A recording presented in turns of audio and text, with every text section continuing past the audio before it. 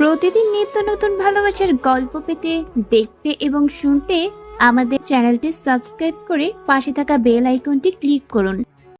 রোদ হাতটা টেনে নিয়ে বলে উঠল, প্রেম আর আপনার কোনো কালেই না। আমি প্রেমে একটা কাজ করি, রাফিয়াকে কংগ্রাচুলেশনসটা জানিয়ে দিই।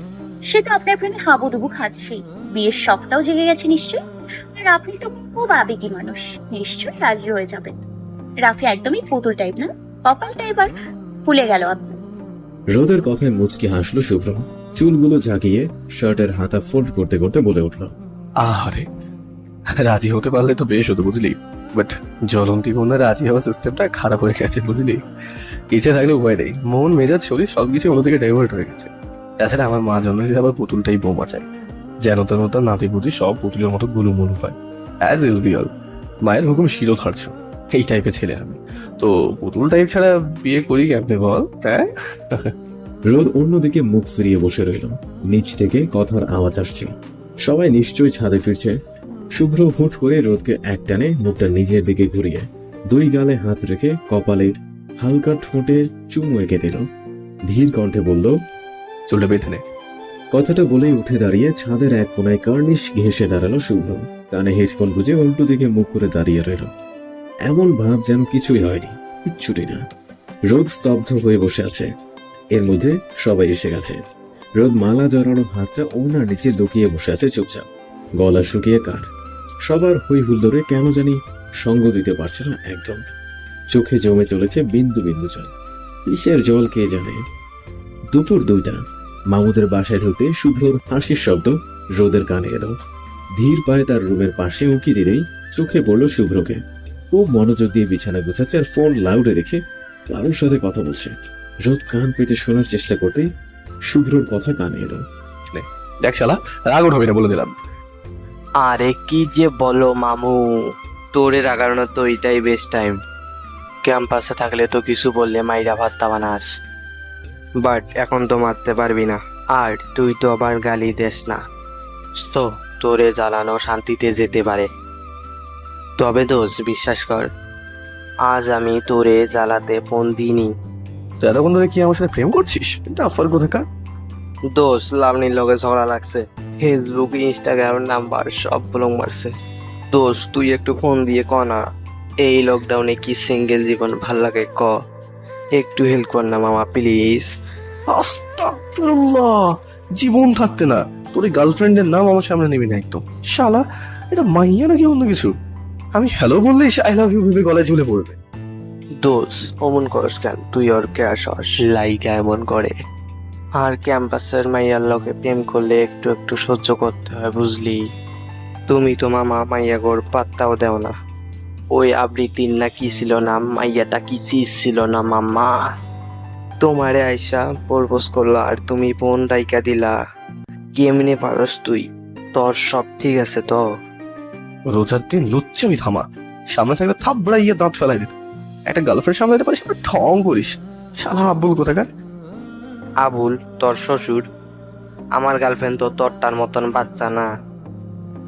তুমি তো চর মাইরা চুপ কইরা বাসায় রাখো, আর আমি চর মারলে হেতে উল্টা আমাকে লাথি মাইরা দিব।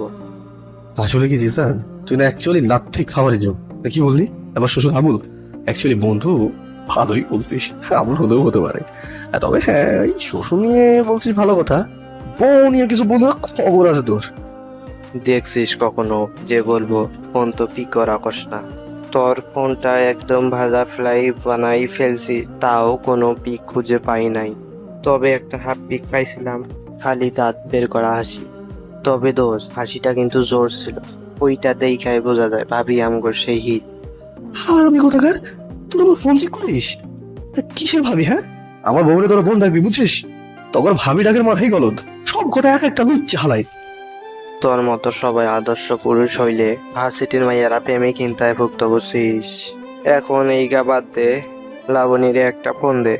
পারবো না, মেয়েদের ধারে কাছে না। আর ওইসব চিপকু মায়ের ধারে কাছে তো আরোই না। মেসেঞ্জারে কথা বলি না আবার অনেক, মেয়ে মানে এক্সট্রা ঝামেলা। আসবে রে বল যা। আরে বা শিবের কথা শুনবে না, তোর কথা শুনবে, প্লিজ মামা প্লিজ। দেখ দোস্ত, আমার ফুলের মতো পবিত্রটাকে এইভাবে নির্যাতনের মধ্যে ফেলিস না দোস্ত। আমি আমার পিচিকে নিয়ে ভালোই আছি, তো লাবণী টাবণীর মধ্যে ফেলিস না ভাই প্লিজ। আরে মামা, তুই বন্ধুর জন্য এইটুকু করতে পারবি না? তোরে কি প্রেম করতে বলছি, তুই জাস্ট বুঝাবি প্লিজ দোস্ত প্লিজ। আর শোন, আমার ফোন কাটিস না, এমনি ফোন দে, শুনি কি বলে। শালা বাট পার। আচ্ছা, লাইনে থাক। রোদ এবার দরজার হেলান দিয়ে বেশ আরাম করে দাঁড়ালো। শুভ্র ফোনটা হাতে নিয়ে আবারও টেবিলের উপর রেখে দিল। বিছানার উপর রাখা শার্টগুলো গোছাতে গোছাতে শান্ত এবং ধীর কণ্ঠে বলে উঠল, সালাম আলাইকুম, লাবণী বলছো? জি, আপনি কে? আমি শুভ্র, ওই জিসানের ফ্রেন্ড। ও মাই গড, শুভ্র ভাইয়া, আপনি আমাকে ফোন দিয়েছেন? আমি জাস্ট বিশ্বাস করতে পারছি না, আপনি আর আমাকে। ও মাই গড। শুভ্রকে দেখে মনে হচ্ছে বেশ আনইজি ফিল করছে। কিছুক্ষণ চুপ করে থেকে বলে উঠল, আসলে লাবণী, ফোনটা জিসানের জন্য করেছিলাম। ছেলেটা না অ্যাকচুয়ালি তোমাকে খুব ভালোবাসে। তুমি ওরা ইগনোর করছো, তাই বেচারা মন মরা হয়ে বসে আছে, হয়তো বা কান্নাকাটিও করেছে। কি একটা অবস্থা বলো, আজকালকার যুগে কি এমন ছেলে পাওয়া যায় বলো? আর তাছাড়া মান অভিমান তো হবেই, তার জন্য তো রাগ করলে চলে বলো? ও তো একটু ভব করেই, বাট তুমি তো বুদ্ধিমতী। অল্পতে রাগ করা বুদ্ধিমতীদের মানে না। তুমি প্লিজ ওকে আনব্লক করে ওর সাথে একটু কথা বলো। ভাইয়া, আপনি যখন বলেছেন অবশ্যই করব। দেখেছেন আপনি কত সুইট করে স্মুথলি কথা বলেন, আর জিশান অলওয়েজ ধমকা ধমকি করে। ভাইয়া প্লিজ ওকে একটু আপনার মতো কথা বলতে শিখাবেন। সবাই একরকম তো হয় না, ওর মতো পারফেক্ট লাবণী। তবু ভাইয়া প্লিজ, আপনার সবকিছু কত কুল, ওকে একটু আপনার মতো শিখিয়ে দিয়েন প্লিজ প্লিজ। আচ্ছা শেখাবো, এখন রাখছি, তুমি প্লিজ ওকে আনব্লক করে দাও। আনব্লক না করলে কি আবার ফোন দিবেন? শুভ্র যেন এবার বিষম খেল। কোনো মতে বলে উঠল, আমি কাউকে বারবার রিকোয়েস্ট করি না, তোমাকে বললাম, এবার বাকিটা তোমার উপর নির্ভর করছে। রাখছি। মিনিট ভাইয়া, আপনার কি গার্লফ্রেন্ড আছে? না মানে ক্যাম্পাসে তো কখনো দেখি না, তাই বললাম। আপনাদের ফ্রেন্ড সার্কেলে তো অনিকা আপু আর মিলি আপুকেই দেখি, বাট আপনার সাথে আলাদা কাউকে কখনো দেখিনি। আছে কি? না, গার্লফ্রেন্ড নাই, তবে বউ আছে, প্রেগনেন্ট বউ। আপনি মজা করছেন ভাইয়া? জি না, মজা করছি না। তুমি চাইলে জিরনকে জিজ্ঞেস করতে পারো। নাম্বারটা আনব্লক করে তাড়াতাড়ি জিজ্ঞেস করে দাও, কেমন? রাখছি, আল্লাহ হাফেজ। ফোনটা তাড়াহুড়ো করে কেটে জোরে একটা শ্বাস ফেলল শুভ্র। রাগী কণ্ঠে বলে উঠল, হারামি, ওর গার্লফ্রেন্ডের কানের নিচে মারা উচিত। দোষ পাইলে আমি মারতাম, শালি বলে কি দেখছিস? তোর লগে কত লাফাইয়া লাফাইয়া কথা বললো, আর আমি ফোন দিলে মনে হয় ওরে ওরে দূরে ফেলাই খাওয়াই দিছে। কথাটা শুনে ভুবন কাঁপানো হাসিতে ফেটে পড়ল তো। এতক্ষণ কত কষ্টে যে হাসি চেপে রেখেছিল আল্লাহ জানে। ওর হাসির শব্দে পেছন ফিরে তাকালো শুভ্র। মুহূর্তে ভ্রু কুচকে এলো শুভ্র। ফোনের ওপাশ থেকে বলে উঠল, মামু কে রে? ভাবি তোর ফোনে যে যে হাসি রেকর্ডিং আছে তার লগে তো মিলা যাইতাছে। শালা ফোন রাখ। কথাটা বলেই ফোন কেটে দিল শুভ্র। ট্রাউজারের পকেটে হাত ঢুকিয়ে ভ্রু নাচিয়ে বলে উঠল, এই বিকেলবেলা আমার বাড়িতে রোদেলা দুপুরে এসে হাসিস, কাহিনী কি? আর এইভাবে বেকুলের মতো হাসছিস কেন? তোকে না বলেছে এইভাবে হাসবি না, হাসি থামিয়ে বল এখানে কি? আম্মু পাঠিয়েছে তাই এসেছি। মামুনি নাকি অসুস্থ, মামু বাড়ি নেই, তাই আম্মু বললো আমি যেন আজ মামানির সাথে থাকি। ও, রোজা রেখেছিস? হুম। গুড। রোজার নামাজ মিস গেলে মায়ের খাবি। আচ্ছা বলতো কি রান্না করা যায়? আজ ইফতারে আমি বানাবো। আমি থাকতে আপনি কেন বানাবেন? তাছাড়া আম্মু আমাকে রান্নার জন্যই পাঠিয়েছে। পাঠাক, পিছির মতো থাক। রান্নাঘরে ঢোকে গরম তেল ছিটিয়ে মরতে যাস?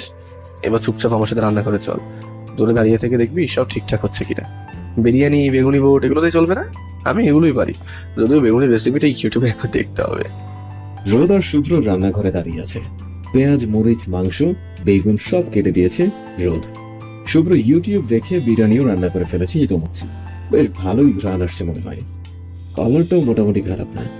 এখন বেগুনি ভাজছে আর ইউটিউবের মহিলাকে বকা দিচ্ছে। শুভ্রর ধারণা মহিলা নির্ঘাত কিছু কারচুপি করেছেন, যার কারণে তার বেগুনিগুলো মহিলাদের মতো ফুলছে না। কেন ফুলছে না? ফুলবে না কেন? ফুলতে হবে। রোদ শুভ্রর কাণ্ড দেখে হাসিতে কোটি কোটি অবস্থা। এমন সময় গুটি গুটি পায়ে মামুনি এসে দাঁড়ালেন পাশে। দুর্বল হাসি দিয়ে বললেন, কি করছিস তোরা? রোদ লাফিয়ে তাকের উপর থেকে নেমে মামুনির কাছে গিয়ে দাঁড়ালেন। মামুনিকে এক পাশ থেকে জড়িয়ে ধরে বলে উঠল, আমি কিছু করছি না মামুনি, সব তোমার গুণধর ছেলে করেছে। তোমার ছেলেতে বহুত গুণ, সবই পারে। তাহলে মা শুধু শুধু আমায় কেন পাঠালো বলো তো? তোকে আমার ছেলের গুণ দেখতে পাঠিয়েছে? দেখে নে, আমার ছেলের অনেক গুণ। মামুনির কথার উত্তরে রোদ কিছু একটা বলতে যাবে, ঠিক তখনই শুভ্র বলে উঠল, রুপি জানে তার ভাতিজা কি চাই, তাই তোকে পাঠিয়েছে। রান্নাটা না হয় আমিই করলাম। থালা বাসন ধোয়া, আমার কাপড় ধোয়া, ঘর গুছিয়ে দেওয়া, খাবার সার্ভ করা, এইসব আমার কর্ম নয় রে। হ্যাঁ, তোকে পাঠানো হয়েছে, দেখা কাজে লেগে যায়। না, এখনই না, ইফতারের পর শুরু করবি, নন স্টপ ওয়ার্কিং। আমি সেটা দিয়ে নাটক বানাবো, কাজের মেয়ে রোদেলা। আহা হা হা, হিট হিট হিট, পুরাই হিট। মামুনি দেখেছো কেমন করছে? আমি নাকি কাজের মেয়ে? থাকবোই না আমি। শুভ্র, একটা চর দিব। তুই সবসময় ওর পেছনে লাগিস কেন শুনি? আজব, আমি কি করলাম? ওকে আমি যা বলি তাতে সে ফ্যাস ফ্যাস করে কাঁদে, নয়তো চিৎকার করে। এই দেখো, আমি কাজের মেয়ে যাই যদি বলি ঘরের বউ রোদেলা, তবু চোখ পাকিয়ে তাকাবো। বিশ্বাস করলো না? ওই দেখো, ওই যে। রোদ দাঁতে দাঁত চেপে মুখ ফুলিয়ে দাঁড়িয়ে আছে। মামুনি এবার মিষ্টি হেসে ওর হাত বুলিয়ে দিয়ে বলল, রাগ করে না। দ্বিতীয় কথাটা তো খারাপ বলেনি, রাগ করছিস কেন? যাই হোক, ইফতার টাইম তো হয়ে এলো, তোদের কাজ কত দূর? শুভ্র গ্যাসটা বন্ধ করে দিয়ে কিচেন থেকে বের হতে হতে বলে উঠল, আমার রান্না তো শেষ, এবার সার্ভ করার দায়িত্ব বাড়ির বউয়ের। তা আগে বলো, আমি আর নাই। কথাটা বলেই রুমে ঢুকে গেল শুভ্র। মামুনিও মুচকি হেসে নিজের রুমের দিকে হাঁটা দিল। রোদ একা এক অবলা নারী দাঁড়িয়ে আছে রান্নাঘরে। শুভ্র কি বুঝিয়েছে তা যে রোদ বোঝেনি তা নয়, বুঝেছে, কিন্তু এমনটা কেন বললো বুঝতে পারছে না। সবসময় অদ্ভুত কথা কেন বলেন উনি? ইফতার শেষে শুভ্রর রুম গোছাচ্ছিল রোদ। মামুনি শুভ্রকে বাইরে কিছু কিনতে পাঠিয়েছে। বুক সেলফের বইগুলো গোছানো যখন শেষের দিকে, ঠিক তখনই কানে এলো ফোনের একটা টোনটা কানে যেতেই ভ্রুকুচকে পেছন ফিরে তাকালো রোদ। বিছানার উপর শুভ্রর ফোন। কৌতূহল নিয়ে স্ক্রিনের দিকে তাকাতেই চোখে পড়ল মেসেজ ফ্রম আনিকা। শুভ্রের পাসওয়ার্ড জানা ছিল। কয়েক মুহূর্ত দ্বিধাদ্বন্দ্বে ভুগে মেসেজটা সিন করেই ফেললো। মেসেজটা দেখে কেমন একটা অনুভূতি হচ্ছিল। কেমন অনুভূতি হচ্ছিল রোদ জানে না, শুধু মনে হচ্ছিল এই মুহূর্তে শুভ্রকে মেরে ফেলবেও। মাত্র কয়েকটা লাইনের মেসেজ ছিল ওটা, দুই কয়টা লাইনই অনেক কিছু বুঝিয়ে দিয়েছিল রোদকে। সেখানে লেখা ছিল, অনেকটা বছর কাটিয়ে দিলাম একসাথে, দেখতে দেখতে পেরিয়ে গেল পুরো ভার্সিটির লাইফ। তোমার হাতে হাত রেখে এতটা দিন পাড়ি দিয়েছি, ভাবতেই অবাক লাগে এখন। তোমার দেওয়া শিউলি ফুলের মালা খোপায় জড়িয়ে অনবস্ত হাতে শাড়ি পরে কতটা অজানা পথ পাড়ি দিয়েছি আমরা। এখনো তুমি হাত ধরলে কেঁপে উঠি আমি, মনে হয় এটাই তো সেই প্রথম স্পর্শ। দিনগুলো ধীরে ধীরে স্মৃতিগুলোতে পুরাতন করে তুললো, ভালোবাসাটা কিন্তু আরো গভীর করে তুলেছে। তাই এত বছর পরও কত শিহরণ নিয়ে বলছি তোমায় ভালোবাসি, খুব ভালোবাসি শুভি। মেসেজটা পড়ে একটা দীর্ঘশ্বাস ফেলল রোদ। চোখ দুটো উদ্দেশ্যহীন ভাবে ঘুরছে এদিক সেদিক, চোখের পানি পড়তে যে মানা। ফোনটা হাতে নিয়ে ঠায় দাঁড়িয়ে আছে। হঠাৎই শুভ্র রুমে ঢুকল। রোদকে এইভাবে দাঁড়িয়ে থাকতে দেখে বলল, কিরে, এইভাবে দাঁড়িয়ে আছিস কেন? কান্নায় চোখ ভেঙে আসছিল রোদের। তবু কণ্ঠ পরিষ্কার করে ফোনটা বিছানায় ছুঁড়ে ফেলে শক্ত গলায় বলে উঠল, ঘর গুছাচ্ছিলাম শুভ্র ভাই। কথাটা বলেই পাশ কাটিয়ে বুক সেলফের সামনে গিয়ে দাঁড়ালো রোদ। বাকি বইগুলো তাড়াহুড়ো করে গোছাতে লাগলো, যেন কাজ ফুরালেই রেহাই ওর। এই লোকটাকে ওর এক মুহূর্ত সহ্য হচ্ছে না, আর এক সেকেন্ডের জন্য না। শুভ্র ফ্যানের সুইচ দিয়ে বিছানায় শুয়ে পড়ল। ফোনটা হাতে নিয়ে কিছুক্ষণ স্তব্ধ হয়ে শুয়ে থেকে চট করে উঠে বসে শীতল কণ্ঠে ডাকলো, রোদ। রোদ কোনো কথা না বলে বইগুলো গোছানো শেষ করে বলল, শেষ? আপনার ঘর গোছানো শেষ শুভ্র ভাই, এবার আসি আমি, দেরি হয়ে গেছে, বাসায় যাব। কথাটা বলে ঘুরে দাঁড়িয়ে দরজার দিকে পা বাড়াতে খপ করে রোদের হাত ধরে ফেললো শুভ্র। করুণ গলায় বলে উঠল, আরে তুই আমার কথাটা তো শোন। শুভ্র ভাই, আমার দেরি হচ্ছে, হাত ছাড়ুন। তুই যেমনটা ভাবছিস তেমন কিছু নয়। আমি আপনার কাছে কোনো এক্সপ্লেনেশন চাইনি আমি শুভ্র ভাই। আপনার লাইফে কে থাকবে আর কে থাকবে না সেটা নিতান্তই আপনার ব্যাপার। প্লিজ ছাড়ুন আমায়। আর হ্যাঁ, ফোন টাচ করার জন্য সরি। দেখ রোদ, তুই কিন্তু আমাকে ভুল বুঝছিস। আশ্চর্য, আমি আপনাকে ভুল বুঝবো কেন? ছাড়ুন তো, জাস্ট লিভ মি। আপনাকে আমার সহ্য হচ্ছে না, ছাড়ুন। কথাটা বলে শুভ্রর হাতটা ছাড়িয়ে দরজার দিকে পা বাড়াতে রোদকে টেনে দরজার সাথে দাঁড় করিয়ে গালে চর বসালো। রোদ হতভম্ব হয়ে শুভ্রর দিকে তাকালো। মুহূর্তেই চোখ দুটো টলমল করতে লাগলো জ্বরে। না ব্যথা নয়, এই কান্না তো লজ্জায়, চরম লজ্জার। শুভ্র দুই হাতে নিজের চুল খামচে ধরে জোরে শ্বাস টেনে কিছুটা শান্ত হয়ে রোদের গালে হাত রেখে বলল, সরি, কাঁদিস না প্লিজ। তাহলে আমার দুটো মার, তবুও প্লিজ কাঁদিস না।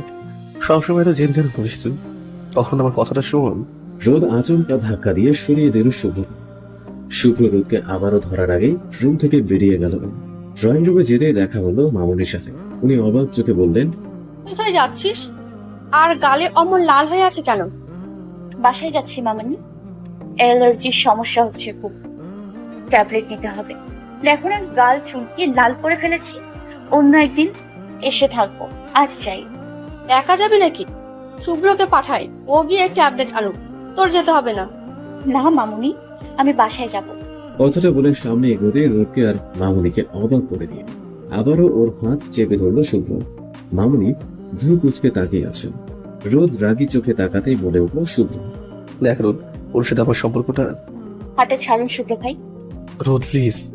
আমি বাসায় যাব শুভ্র ভাই, হাতটা ছাড়ুন। শুভ্র কি ভেবে মাথা নিচু করে হাতটা ছেড়ে দিল। হয়তো মামুনিকে খেয়াল করেনি এতক্ষণ। রোদ আর কিছু না বলে চুপচাপ বাসা থেকে বেরিয়ে গেল। চারিদিকে জমাট অন্ধকার, তার সাথে অন্ধকার ওর চোখে মুখেও। রাস্তায় পথচারী খুবই কম, যেন বিলুপ্ত প্রায় কোনো শহর। এই নিস্তব্ধতা বড্ড প্রয়োজন ছিল ওর, বড্ড বেশি প্রয়োজন। বাসায় এসেই দরজায় ছিটকিনি টেনে শুয়ে পড়ল রোদ। সবকিছু ভেঙে চুরে ফেলতে ইচ্ছে করছে ওর। সেই ভাঙাচোরা আটকাতেই এই ভাঙাচোরা মন নিয়ে কাঁথার নিচে ঠাঁই নিল রোদ। ফুপিয়ে কেঁদে কমিয়ে নিল এক আকাশ সমান কষ্ট। তার সাথে গড়ে নিল আরো একটা প্রতিজ্ঞা, এই জীবনে আর শুভ্রর ধারে কাছে যাবে না রোদ, কিছুতেই না।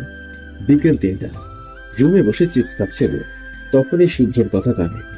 দৌড়ে দরজার কাছে গিয়ে দরজাটা ভালো করে লাগিয়ে কান পেতে রইল। কি বলে শুনবে রোদ। কয়েক সেকেন্ড পর আবারও কানে এলো রাফিয়ার কথা। রে শুভ ভাইয়া, কেমন আছেন? অসুস্থ নাকি? চোখ মুখ কেমন একটা লাগছে। না ঠিক আছে। রোদ কোথায় রাফিয়া? রোদ তো রান্নাঘরে ছিল। কেন ভাইয়া? কিছু না। তারপর আবারও নিশ্চুপ। রোদ এবার বিছানায় গিয়ে বসলো। গত 3 দিন ধরে শুভ্রর সামনে যাওয়া বন্ধ করেছে রোদ। শুভ্র বাসায় এলেই দরজা বন্ধ করে বসে থাকে। মামুনি যেতে বললেও কোনোভাবেই কাটিয়ে দেয় ওনাকে। ফেসবুক, মেসেঞ্জার, এমনকি ফোন নাম্বারও ব্লক লিস্টে রেখে দিয়েছে, যেন শুভ্রর সম্মুখীন না হতে হয়। কিন্তু এবার তো সে সরাসরি খোঁজ করছে রোদ। শুভ্রর কথার আওয়াজে ঘোর ভাঙল রোদ। বাইরে থেকে হালকা কথার আওয়াজ ভেসে আসছে। রোদ কান পাতলেই, রোদ রান্না করে নেই। রাফিয়া কোথায় বলবা প্লিজ? আই থিঙ্ক রুমে আছে ভাইয়া, দরজা তো ভেতর থেকে বন্ধ। রাফিয়ার কথায় শুভ্র দীর্ঘশ্বাস ফেলল। কিছুক্ষণ চুপ করে থেকে বলল, ও, ফুপি কোথায়? জেঠিমণি তো ছাদে গিয়েছিল। ওই তো, ওই যে জেঠিমণি। আরে শুভ্র, কখন এলি? ভাবির শরীর কেমন রে এখন? চোখ মুখ এমন লাগছে কেন? জ্বরটার উঠেছে নাকি? না ফুপি, জ্বর ওঠেনি। আমার শরীরটা তেমন ভালো নয়, তাই রোদকে নিতে পাঠিয়েছে আমি। বাবা বাসায় নেই, যাতে মার কাছে কেউ তো থাকা উচিত। আমি তো থাকতে পারি না, তাই। তা তো ঠিকই, আমি তাকে বললাম ভাবিকে নিয়ে কদিনের জন্য আমাদের বাসায় চলে আয়। তা তো শুনলি না। দাঁড়া, রোদকে ডেকে দিচ্ছি আমি। তারপর শোনা গেল পায়ের শব্দ। কিছুক্ষণ পরই মায়ের গলা ফাটা চিৎকার। রোদ, রোদ, দরজাটা খোল, শুভ্র তোকে নিতে এসেছে। আমি যাব না মা। যাবি না মানে কি? তোর মা মানে অসুস্থ আর তুই যাবি না? এটা কোন ধরনের ব্যবহার রোদ? মা, এটা খুব ভালো ধরনের ব্যবহার। আমি যাব না মানে যাব না। রাফিয়াকে বলো ও চলে যাবে। রোদের কথায় রাফিয়া যেন আস্ত চাঁদ হাতে পেয়ে গেল। লাফিয়ে উঠে বলে উঠল, হ্যাঁ জেঠিমণি, আমি যেতে পারি, আমার কোনো সমস্যা নেই। তুই সমস্যা নেই বললেই হলো? তুই আমার বাসায় মেহমান, আর আমি আমার ভাবির সেবার জন্য পাঠাবো। নিজের দুটো মেয়ে থাকতে অন্যের মেয়ে পাঠাতে হবে? রোদ, বের হয়ে বলছি। মা, মামুর বাসায় যাওয়ার জন্য অলস আমাকেই কেন চোখে পড়ে তোমার? তোমার বড় মেয়েকে পাঠাও, সে সর্বদা বোঝালো মেয়ে, আরো ভালো সেবা করতে পারবে। আমাকে বিরক্ত করো না। রোদের কথার উত্তরে মাকে কিছু বলার সুযোগ না দিয়ে শুভ্র বলে উঠল, সরি ফুপি, তোমাদের প্রবলেমের মধ্যে ফেলে দিলাম আমি। বাদ দাও, I will take care of her. ছেলে থাকতে আর মায়ের কি চিন্তা। আসছি। শুভ্রর কথাটা যেন বুকে গিয়ে লাগলো রোদের। সত্যি কি মামুনি অনেক বেশি অসুস্থ? নিজের জেদ ধরে রাখতে গিয়ে কি বেশি বলে ফেললাম আমি? কথাটা ভেবেই বিছানা থেকে ওড়না আর ফোনটা নিয়ে দরজা খুলে বেরিয়ে গেল ও। রাফিয়া আর মা চুপচাপ দাঁড়িয়ে আছে। রোদ তাদের দেখেও না দেখার ভান করে বাসা থেকে বেরিয়ে গেল। শুভ্র তখন গেটের কাছে ছিল। রোদ শুভ্রকে পাশ কাটিয়ে হাঁটা দিল। শুভ্র ওকে দেখেও কিছু বলল না, রাস্তা ধরে হাঁটছে। রোদ সামনে আর শুভ্র ওর পেছনে। হঠাৎ করে কোথা থেকে সাইম এসে হাজির। রোদকে দেখেই দাঁত কেলিয়ে বলে উঠল, কেমন আছো রোদ আপু? ভালো, তুমি? একদম ফার্স্ট ক্লাস। মুরগি কিনতে গিয়েছিলাম, বারকিউ বানানো শিখেছি, আজ বানাবো। খাবে রোদ আপু? আজ নয়, অন্য কোনো দিন। সাইম হাসলো।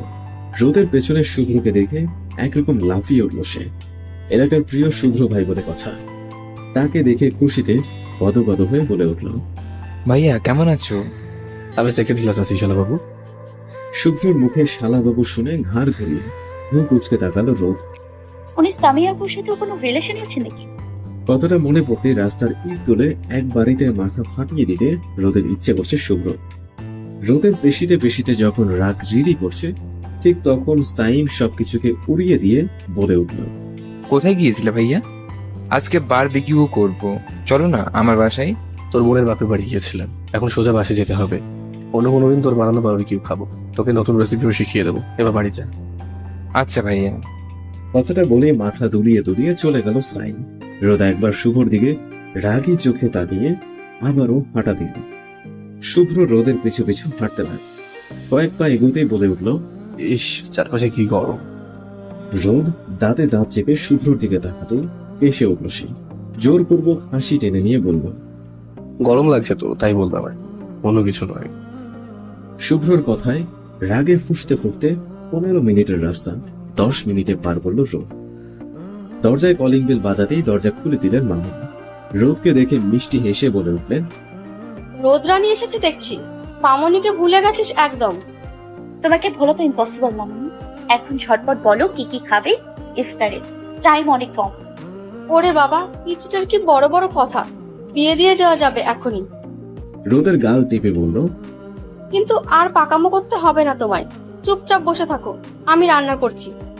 একদম না, আমি এসেছি যখন আমি রাখবো, নয়তো এখনই চলে যাব। এই গেলাম কিন্তু। যাবো? রোদের কথায় হেসে উঠলেন মা। এক হাতে জড়িয়ে ধরে বললেন, হয়েছে, আর নাটক করতে হবে না, তুই রান্না কর, আমি পাশে বসে দেখি। মামুনির কথার মাঝপথে শুভ্র ঘরে এল। মামুনিকে থামিয়ে দিয়ে বলে উঠল, তোমাকে এখানে বসতে হবে না আব্বু, তুমি এমনি অসুস্থ। এই গরমে চুলোর কাছে যাওয়ার মানেই হয় না। যাও রুমে গিয়ে রেস্ট নাও। আমি অতটাও অসুস্থ নই শুভ্র, তুই যা, মা মেয়েকে কাজ করতে দে। আম্মু, বোঝো না কেন? কথাটা বলেই শুভ্র মামুনিকে টেনে নিয়ে কানে কানে কিসব ফুসুর ফাসুর করলো আল্লাহ ভালো। মামুনিও মুচকি হেসে শুভ্রর হাতে একটা চর বসালেন। রোদের দিকে তাকিয়ে বললেন, শুভ্র এত করে যখন বলছে, আমি বরং রেস্ট নিই, তুই দেখ কি রান্না করবি। কথাটা বলে এক মুহূর্ত দাঁড়ালেন না মামুনি। ধীর পায়ে নিজের রুমে চলে গেলেন। রোদ কিছুক্ষণ সেদিকে তাকিয়ে থেকে গেল রান্নাঘরে। বিরিয়ানির জন্য পেঁয়াজ মরিচ কাটছে। এমন সময় শুভ্র রোদের পাশে এসে দাঁড়ালো। রোদ দেখেও না দেখার ভান করে কাজ চালাতে লাগলো। শুভ্র কিছুক্ষণ ভদ্র ছেলের মতো দাঁড়িয়ে থেকেই শুরু করলো তার ফাজলামো। হালকা কেশে বলে উঠল, এখনো রেগে আছিস রোদ পাখি? কিছু বলল না রোদ। রাগে শরীর জ্বলে যাচ্ছে ওর। রাগ করার মতো কাজ করে রেগে আছি কিনা জিজ্ঞেস করা হচ্ছে, অসাধারণ। রোদকে চুপ করে থাকতে দেখে কাছে এসে ঘাড়ে ফু দিতে লাগলো শুভ্র। উদ্দেশ্য রোদকে বিরক্ত করা। তাতেও কাজ না হওয়ায় ওর পেটে কোমরে চিমটি দিতে লাগলো শুভ্র। সাথে সাথে রাগটা চরম পৌঁছে গেল। শুভ্রকে ধাক্কা দিয়ে ফ্রিজের সাথে দাঁড় করিয়ে হাতের চাকুটা তার গলার কাছে ধরে বলে উঠল রোদ, কি শুরু করেছিস তুই? কিছু বলি না বলে যা ইচ্ছে তাই করবি। চাকু দিয়ে গলা কেটে ময়মনসিংহের মার্কেটে ঝুলিয়ে রাখ। আনিকা তোর জানতে ওর কাছে জানা, আমার কাছে কি? আমার কাছে কি? ইচ্ছে তো করছে একদম খুন করে ফেলি আমার। এটুকু বলতেই শুভ্র বাম হাতে শক্ত করে রোদের কোমর জড়িয়ে ধরে ডান হাতে হাতের চাকুটা ছিনিয়ে নিয়ে চেপে ধরলো রোদের গলায়। ফিস ফিসিয়ে বলে উঠল, জানো, তোমার সাহস তো দেখি খুব বেড়ে গেছে। এত সাহস কোথায় পাও তুমি? এবার কি হবে শোনা? চাকু তো আমার হাতে। মেরে ফেলি। জন্মানোর পর থেকে জ্বালাচ্ছি সবাই। আগে আমার পিছু পিছু ঘুরে আমায় জ্বালাতি, এখন আমাকে পিছু পিছু ঘুরিয়ে জ্বালাচ্ছিস। চাকুটা আরেকটু চেপে ধরে। তুই যে ইচ্ছে করে জ্বালাস আমায় সেটা কিন্তু আমি জানি। তোর কি ধারণা আমি বুঝি না? ইচ্ছে তো করে চাকু দিয়ে কেটে কুচি কুচি করে বোমে ভরে রুমে সাজিয়ে রেখে অ্যাটলিস্ট সামনে তো থাকবি। আল্লাহ যদি একটা খুন মাফ করবো না, বিশ্বাস কর আমার হাতে খুন হতে তুই একদম শেষ করে ফেলতাম। তোকে জীবনে বোঝার চেষ্টা করেছিস আমায়, কে নাকি একটা মেসেজ দিল তাতে পৃথিবী উল্টে গেছে। তোর কি ধারণা আমি জানি না তোর ফোনে কি চলছে? প্রতিদিন একটা না একটা আবেগ মাখা মেসেজ আসে তোর কাছে। 1 মাস ধরে একটা ছেলে একটা না তোর ফোনে দিনরাত সময় করে আই লাভ ইউ মেসেজ পাঠায়, মাঝে মাঝে ফোন দেয়, তুই হ্যালো বলিস আর সে কণ্ঠ শুনে কেটে দেয়। অন্য কেউ তোর কণ্ঠ শোনার জন্য কল দিচ্ছে তা জানার পর আমার জাস্ট তোর এই গলাটাই কেটে ফেলতে ইচ্ছে করে। তবু আমি কিছু বলেছি? বলিনি, কারণ তাতে তোর কোনো রেসপন্স ছিল। আর যদি তোর রেসপন্স থাকতো তাহলে তো তোকে কবে খুন করে ফেলতো। আমি এতটা রাগজোটা মানুষ হয়ে চুপ করে থাকতে পারলে তুই কেন পারবি না? একটা মেসেজ দেখেই সামনে আসা বন্ধ করবি কেন? ছাড়ুন, লাগছে আমার। লাগার জন্য দিচ্ছি, তোকে আদর করছি না যে তোর ভালো লাগবে। চুপচাপ দাঁড়া, নয়তো গলা কেটে আলাদা করে ফেল। রোদের কোমরে চাপ দিয়ে। সেদিন কোন সাহসে বেরিয়ে গেলে বাসা থেকে?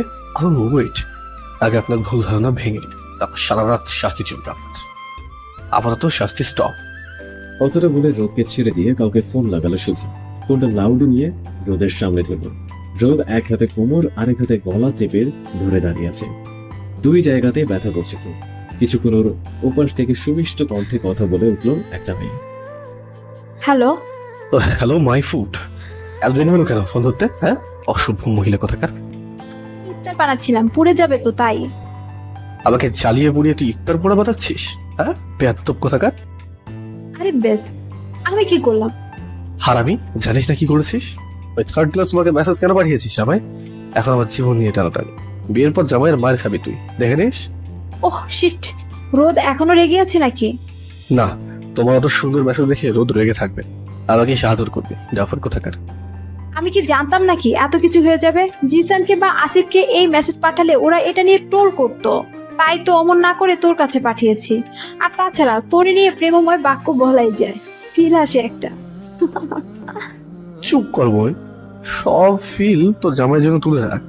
আমি তো নিজের ভাইয়ের মতো, আমার দিকে ফিল নজরে তাকিয়ে আমার সুখের সংসারটা নষ্ট করে দিস না। রোদ আমার সামনে চাকু হাতে দাঁড়িয়ে আছে, যে কোনো সময় ঢুকিয়ে দেবে পেরে। রোদ তোর সামনে বুঝি? আচ্ছা ওকে দে, ব্যাপারটা আমি বিশ্লেষণ করছি।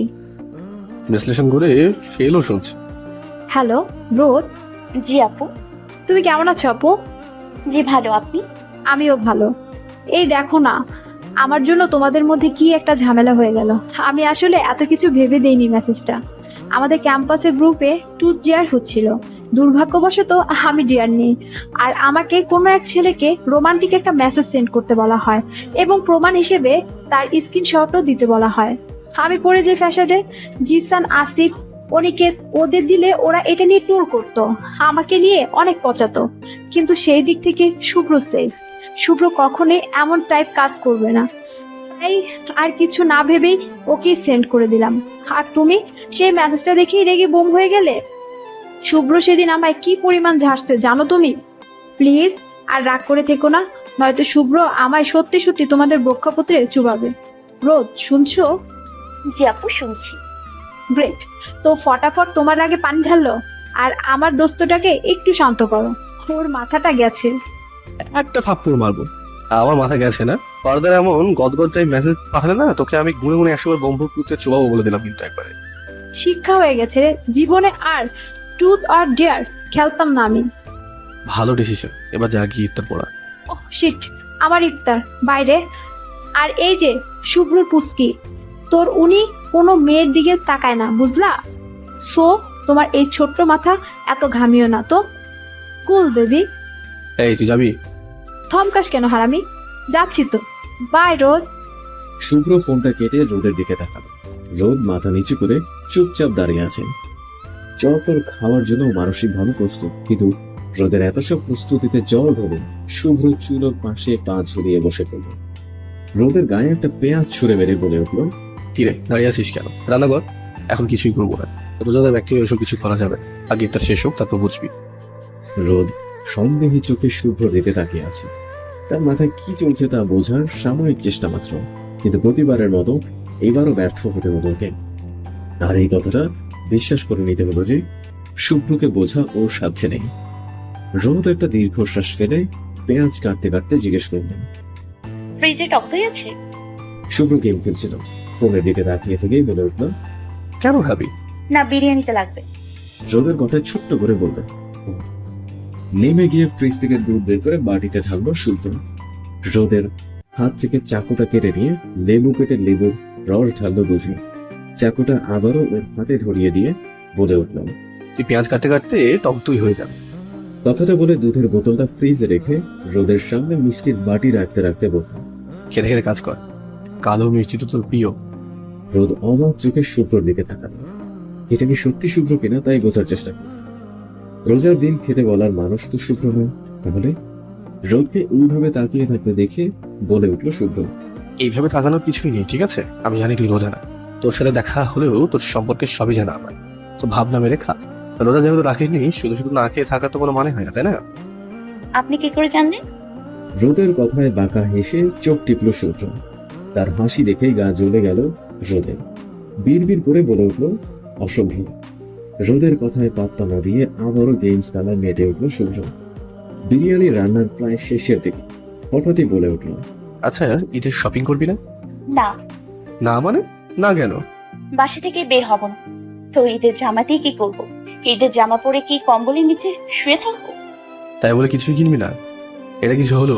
শোন, এবার জামা না কিনে শাড়ি কিনবি, একদম কালো জামদানি। তার সাথে পরবি ছোট্ট কালোটি, চোখে গাঢ় করে কাজল, ঠোঁটে হালকা গোলাপি লিপস্টিক, আর চুলগুলো খুলে দিয়ে হয়ে যাবে মায়াবতী। আমি সেদিন তোর খোপায় 10টা কালো গোলাপ গুঁজে দেব। রোদ ঘাড় ঘুরিয়ে শুভ্রর দিকে তাকালো, তারপর বলল, দরকার নেই। আমার মায়াবতী রূপবতী কোনো কিছু হওয়ারই দরকার নেই। আপনার এত মায়াবতী দেখতে ইচ্ছে করলে আপনার বউকে গিয়ে বলুন, যান। রোদের কথায় হেসে উঠল শুভ্র, মাথায় চাটি মেরে বলে উঠল। এই জন্য তোকে বললাম গাঁধী। রোদ কিছুক্ষণ চুপচাপ শুভ্রকে দেখে গেল, তারপর বিরিয়ানি নামাতে ব্যস্ত হয়ে পড়ল। আসলে ব্যস্ততার মাঝে একটা লজ্জা লুকানোর ক্ষুদ্র প্রচেষ্টা চালাচ্ছিল।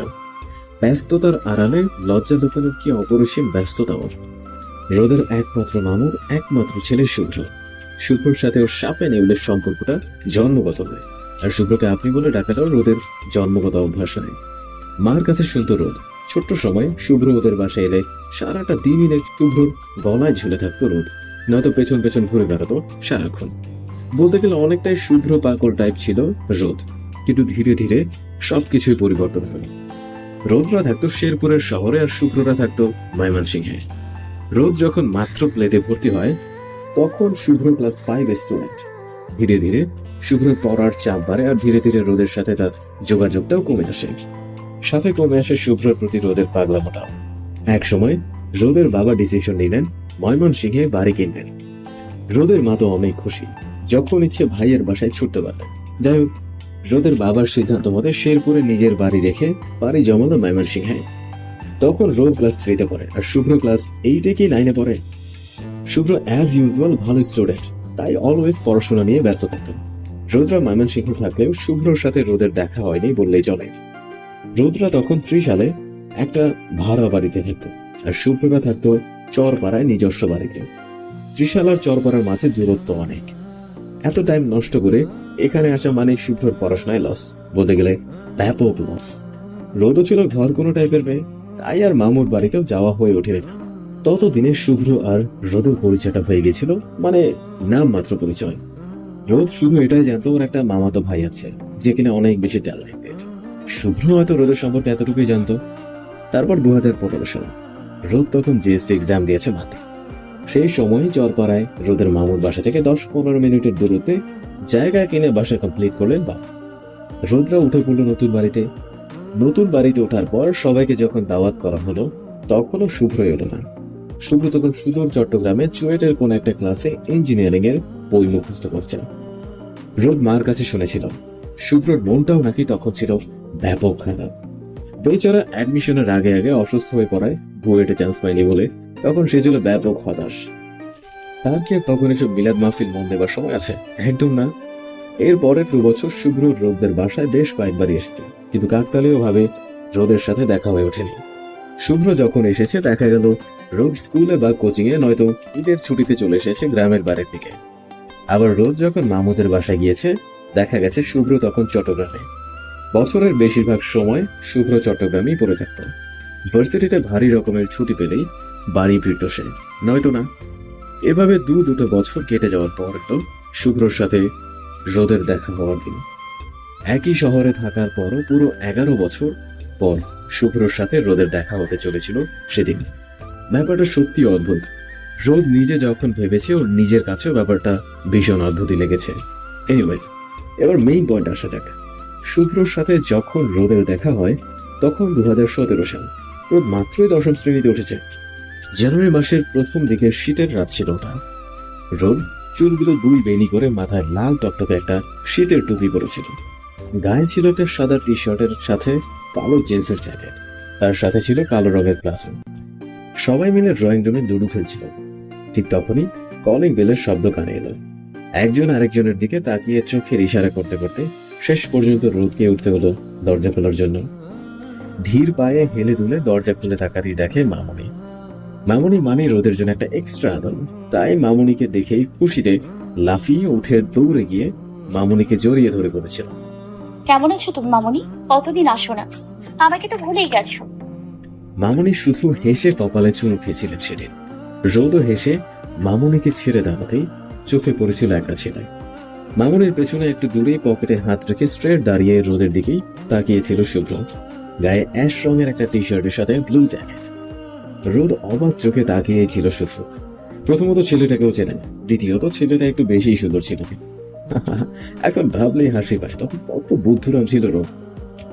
সেদিন মামুনি ঘরে ঢুকে বলেছিল, ইরে শুভ্র ভেতরে আয়।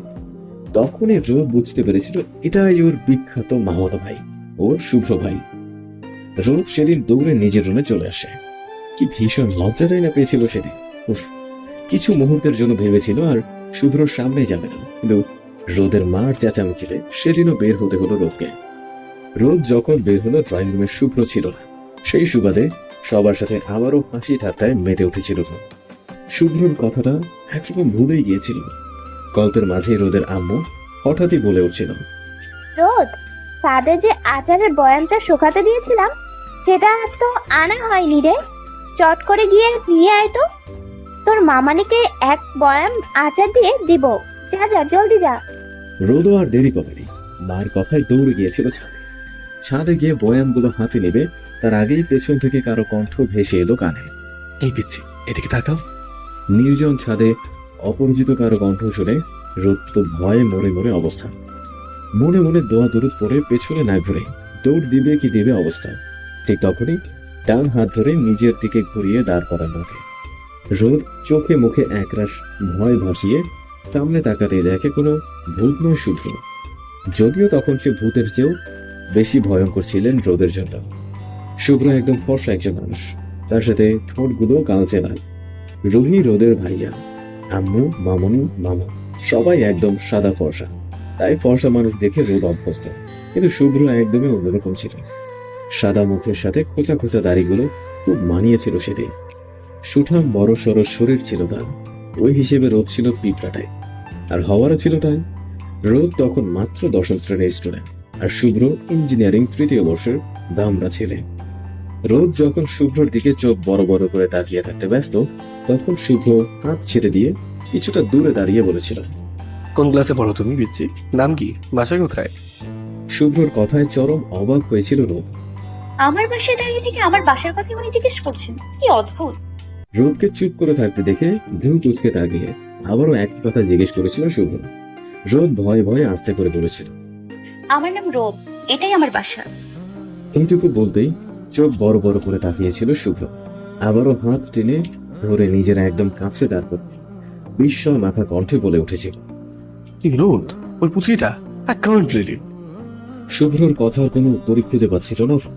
মনে মনে শুধু একটা দোয়াই করছিল, এই লোকটা যেন ওদের বাড়িতে আর কখনো না আসে, কখনোই না। কিন্তু রোদের দোয়াটা হয়তো আল্লাহর পছন্দ করেনি, তাই সে দোয়ার উল্টো প্রতিক্রিয়া হয়ে চলেছে প্রায় 3 বছর যাবৎ। যাই হোক, এইবার গল্পে ফেরা যাক।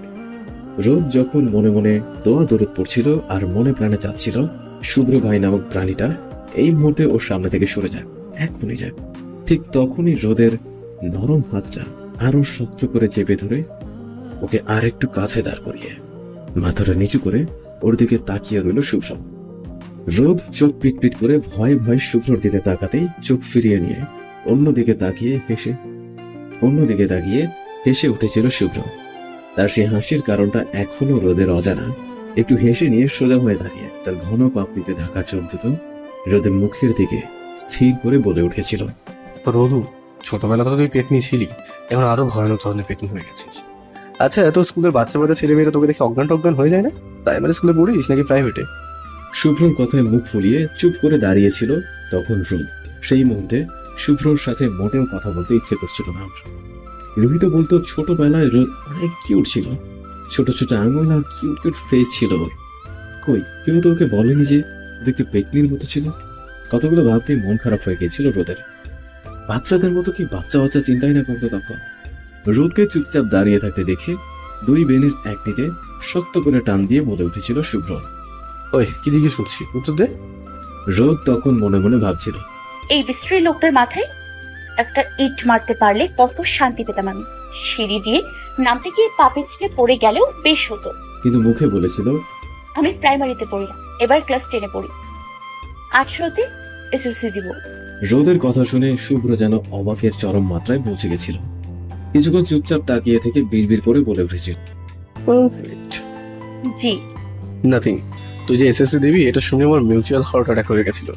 ভাই গড, এত তাড়াতাড়ি টেনে কি করে উঠে গেলি বলতো? আমি তো ভেবেছিলাম বড় জোর 6-এ পড়িস। দেখেও তো তাই মনে হয়। তোর মধ্যে কিশোরী টাইপ কোনো ন্যাচারও চোখে পড়ছে না রে। যা দেখে পড়ছে সবই নিতান্ত বাচ্চাদের ন্যাচার। এনিওয়ে, এদিকে আয় তো। কি হলো? এদিকে আয়। শুভ্রর ধমকে 2 কদম এগিয়ে গেল রোদ। রোদ এগিয়ে যেতে 2 হাতে ওর গাছগুলো টেনে দিয়ে বলে উঠল, যখন বাবু ছিলি তখন তো আর তোর গাল শক্তই ছিল, এখন আরো বেশি শক্ত। এইটা কোনো কথা?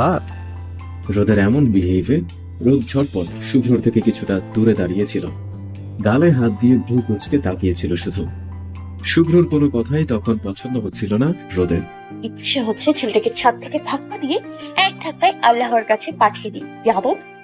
শুভ্র কিন্তু রোদের চাহনি বা বিরক্তির ধারও ধারেনি সেদিন, যদিও এখন ধারে না। শুভ্রর কথা হলো, আমি যা চাই তা চাই এবং আমি সেটা পাবো। তো সেটা ভালো লাগলো কি না লাগলো সেটা আমার দেখার বিষয় নয়। সেবারও ঠিক তাই করেছিল।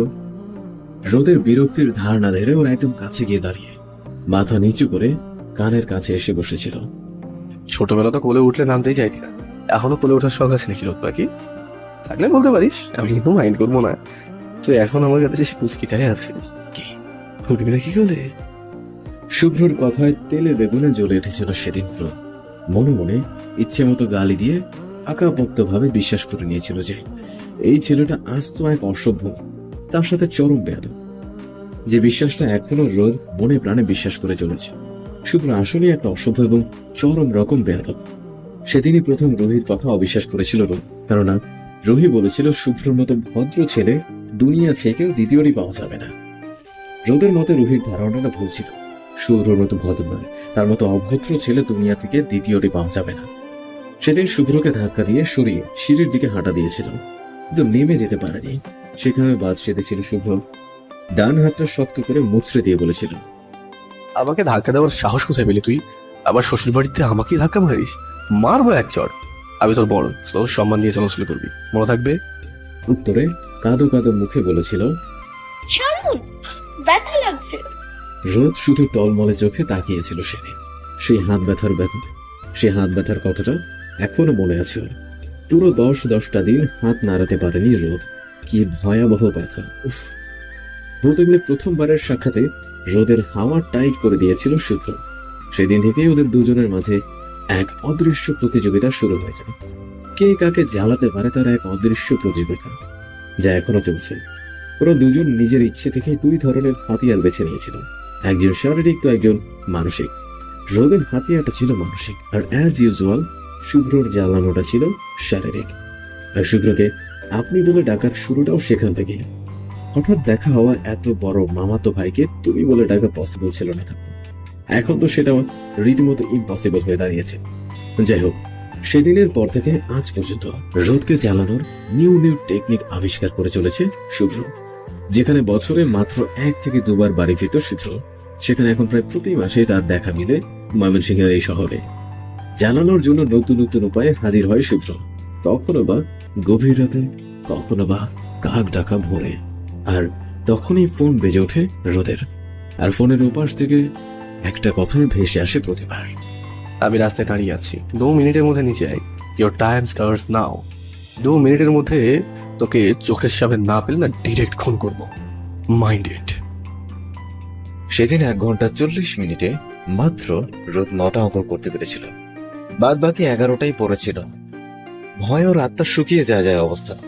শুভ্র তখন এক দৃষ্টিতে রোদের দিকে তাকিয়েই ছিল, আর রোদ ব্যস্ত ছিল কটার মার খাবে তার হিসেব করতে। সেদিনও ভেবেছিল আজই হয়তো এই পৃথিবীতে ওর শেষ দিন। শুভ্রর যে শক্তি, তাতে দুটো মারলেই ওর এই জগতে থাকার ইচ্ছে ঘুচে যাবে। তার উপর অতগুলো মার, বরং তো নিশ্চিত। কিন্তু সেদিন শুভ্র রোদকে মারেনি, তার থেকেও ভয়ানক কাজ করেছিল। ফোনের ক্যামেরা অন করেছিল। মোট 100 বার কান ধরে উপবাস করবি। আমি এটা ভিডিও করে সবাইকে দেখাবো। নে শুরু কর। রোদের অবস্থা তো ছেড়ে দে মা, কেঁদে বাঁচিটাই। এর থেকে তো মারই ভালো ছিল, আপাতত মান সম্মান তো বেঁচে যেত। রোদ আবারও মনে মনে প্রতিজ্ঞা করে নিল, জীবন গেলেও কান ধরে উঠবস করবে না। অ্যাজ ইউজুয়াল ওর এই প্রতিজ্ঞাটাও বেশিক্ষণ টিকে নেই। শুভ্র এত জোরে টেবিলে আঘাত করেছিল যে চমকে উঠে দৌড়ে গিয়ে কানে ধরে দাঁড়িয়ে পড়েছিল রোদ। সেদিন যদি রোদ জানতো যে ওকে মারতে গেলে শুভ্রর হাত কাঁপে, তাহলে কখনোই কান ধরে উঠবস করতো না, কখনোই না। কিন্তু ভাগ্য খারাপ হলে যা হয় আর কি, আবারও হারতে হলো রোদকে। আর শুভ্র ওর বিরুদ্ধে আরেকটা অস্ত্র পেয়ে গেল খুব সহজেই। সেদিনের পর থেকে 2 বছর রোদ এই ভয়েরই আড়ষ্ট ছিল। না জানি কখন সবাইকে ভিডিওটা দেখিয়ে দেয় শুভ্র। এরপর আরো 5 দিন ময়মনসিংহ ছিল শুভ্র। প্রতিটা দিন নতুন নতুন পদ্ধতিতে জ্বালিয়েছে রোদকে। মূলত এই 6 দিনে ওর লাইফের পুরো যমরাজের ভূমিকায় অবতীর্ণ হয়েছিল শুভ্র। 15 জানুয়ারির দিকে শুভ্র আবারও চট্টগ্রাম ফিরে যায়। শুভ্রর যাওয়ার খবর শুনে সেদিন কি যে খুশি না হয়েছিল রোদ। পারলে সবাইকে মিষ্টি বিতরণ করবে এমন অবস্থা হয়েছিল। প্রায় 1 ঘন্টা বিছানায় উঠে লাফালাফি করে বাইরে বের হতেই খেয়েছিল এক বাস। দরজার বাইরে দাঁড়িয়েছিল শুভ্র। রোদকে বের হতে দেখেই রোদের আম্মুকে উদ্দেশ্য করে বলে উঠেছিল, পপি, আম্মু রোদকে একটু ডাকে, আমাকে পাঠালো ওকে নিয়ে যাওয়ার জন্য। আমি ওকে নিয়ে যাই, 1-2 ঘন্টার মাঝে আবার দিয়ে যাব। কেন ডেকেছে? আজ তো আমি চলে যাব, মা কত কিছু রান্না করেছে। রোদকে একটু বেশি ভালোবাসে হয়তো, তো সেগুলো টেস্ট করার জন্যই হয়তো ডেকেছে ওকে। নিয়ে যাবো পপি? তোর বোন, তুই নিয়ে যাবি, তাতে বলার কি আছে? নিয়ে যা। তারপর বাস কয়টায়? রাত 12টায় বাস পপি। আসি তাহলে। কথাটা বলেই রোদকে টেনে টুনে বাসা থেকে বেরিয়ে এসেছিল শুভ্র। শুভ্রদের বাসায় এসে বাসার ভেতরে না ঢুকে চুপচাপ টেনে নিয়ে গিয়েছিল ছাদে। ভয়ে তো রোদের আত্মা দুরু দুরু করছিল তখন। শুভ্র যখন পেছন ফিরে ছাদের দরজা লাগিয়ে দিল, তখন রোদের হাত পা চলা বন্ধ হয়ে গেছে প্রায়। মনে মনে শুধু একটা কথাই ভাবছিল, এই ছেলেটা নিশ্চয়ই এখন ছাদ থেকে ফেলে দিব ওকে। তো কেন ফেলবে? কি করেছে রোদ? শুভ্রর জিন্সের প্যাকেটে আচার ঢুকিয়ে দিয়েছে বলে, কিন্তু জিন্সটা তো পরে ওকে দিয়েই পরিষ্কার করিয়েছে শুভ্র। তাহলে এত এত চিন্তা যখন কানের কাছে ভো ভো করছিল, ঠিক তখনই ওর দিকে তেড়ে এলো শুভ্র। রোদ তখন ভয়ের জোরে শুকনো গলায় বারবার ঢোক গিলে চলেছে। শুভ্র ওর দুপাশে ছাদের রেলিং এ হাত রেখে দাঁতে দাঁত চেপে বলেছিল, ওই ছেলেটাকে? শুভ্রর কথায় অবাক হয়েছিল রোদ। মুখ কাঁচামাচু করে বলেছিল, ছেলে যার সাথে রাস্তায় দাঁড়িয়ে কথা বলছিলি তুই। রনিত বলছিল ওটা নাকি তোর বয়ফ্রেন্ড। এই বয়সে বয়ফ্রেন্ড পালিস? শুভ্রর চোখ মুখ রাগে লাল হয়েছিল তখন। রোদ কি বলবে কিছুই বুঝতে পারছিল না। শুভ্র কোন ছেলের কথা বলছে, শুভ্র কোন ছেলের কথা বলছে তাই তখন বোধগম্য ছিল না ওর। ভয় পাওয়া চোখে তাকিয়ে থাকা ছাড়া আর কোনো কাজই ছিল না রোদের। শুভ্র আবারও ধমকে উঠে বলেছিল, কথা বলিস না কেন? কে ওই ছেলে? তোর বয়ফ্রেন্ড? এত প্রেম করার শখ নাকি আরো কিছু করার শখ আছে? পপিকে বলে বিয়ে দিয়ে দিই, তাহলেই সব সমস্যার সমাধান। রাস্তায় রাস্তায় প্রেম করে বেড়াবি আর আমাদের বংশের নাম খারাপ করবি, তাহা তো হবে না। কোন ছেলে ভাইয়া? আমার কোনো বয়ফ্রেন্ড নেই। আমি তো ছেলেদের সাথে তেমন একটা কথাও বলি না। বিলিভ মি, আমি সত্যি বলছি। রোদের কথায় তীক্ষ্ণ দৃষ্টিতে কিছুক্ষণ তাকিয়েছিল শুভ্র। ব্যথা পাওয়া ওর সেই ডান হাতটা আবার রোদ চেপে ধরে যন্ত্রণার শেষ সীমানায় নিয়ে রাগী গলায় বলেছিল, তাহলে আজ দুপুরে স্কুল থেকে ফেরার সময় কার সাথে কথা বলছিলি তুই? হ্যাঁ, লাল শার্ট পরানো ছিল ছেলেটার। ওটা আমি তো ওই ছেলেকে চিনিই না ঠিকঠাক। আমাকে হঠাৎ করে এসে জিজ্ঞেস করলো স্কুল ছুটি হয়েছে কিনা, সাথী নামের কোনো মেয়েকে চিনি কিনা, এবং মেয়েটা স্কুল থেকে বেরিয়েছে কিনা, ব্যাস এটুকুই। তাহলে রনিত কেন বললো ওরা তোর বয়ফ্রেন্ড? আজব তো, রনিকে তাই তো চিনি না আমি। রোদের কথায় দীর্ঘশ্বাস ফেলেছিল শুভ্র। কিছুক্ষণ ওর দিকে এক দৃষ্টিতে তাকিয়ে থেকে বলে উঠেছিল, নেক্সট টাইম রাস্তাঘাটে এইসব দেখলে ডিরেক্ট হুপ পিকে যাও। আমি চলে যাচ্ছি বলে এটা ভাবিস না, খবর পাবো না আমি। এলাকার সব ছেলেদের বলা আছে এইসব কিছু দেখলে ডিরেক্ট আমাকে জানাবে ওরা, বুঝেছিস? সেদিন রোদের সেই ধমকিতে পুরো দুটো বছর রোদ রাস্তা ছাড়া বামে ডানেও তাকিয়ে দেখেনি কখনো। সেদিন রাতে শুভ্র রোদকে কিছু একটা গিফট দিয়েছিল। গিফটটা কি ছিল এখন ঠিক খেয়াল নেই, তবে এটা মনে আছে জিনিসটা রোদ নিবে না বলে ছাদ থেকে ফেলে দিয়েছিল। আর তার শাস্তি হিসেবে পুরো 2 ঘন্টা উইদাউট সোয়েটার ছাদের ফ্লোরে বসে থাকতে হয়েছে ওকে। তখন জানুয়ারি মাসের মাঝামাঝি, কি ঠান্ডাটাই না ছিল তখন। তারপর প্রায় 1 মাস শুভ্রর সাথে কোনো রকম যোগাযোগ ছিল না রোদের। সেই 1 মাস ওর জীবনের সবচেয়ে সুখের দিন ছিল। শুভ্রর ওই ঠান্ডা থেরাপির পর প্রায় 1 সপ্তাহ জ্বরে ভুগেছিল রোদ। কি ভয়ানক ছিল সেই দিনগুলো। তারপর ফেব্রুয়ারি মাসের 13 তারিখ রাত 11:55 দীর্ঘ 1 মাস পর শুভ্র ফোন দিল রোদকে। এত রাতে শুভ্রর ফোন পেয়ে বেশ অবাক হয়েছিল রোদ। অবাকের পালা শেষ করে ফোনটা কানে নিয়ে সালাম দিয়ে বলেছিলেন, শুভ্র ভাইয়া এত রাতে? ওয়ালাইকুম আসসালাম, নিচে আয়। মানে? মানে হলো তোরা যে দুতলায় থাকিস তার সিঁড়ি বেয়ে তত্তর করে নিচে নেমে আয়। আমি রাস্তায় দাঁড়িয়ে আছি। মানে কি এত রাতে আপনি রাস্তায় কি করছেন? মশাদের সাথে পিকনিক করি টাফার, এত কথা বলিস কেন? নিচে নামতে বলেছি, নিচে নাম, ব্যাস। আমি পারবো না, এত রাতে নিচে ইম্পসিবল। সবই পসিবল, 2 মিনিটের মধ্যে নিচে আয়। পারবো না। তুই পারবি, তোর বাপ সহ পারবে।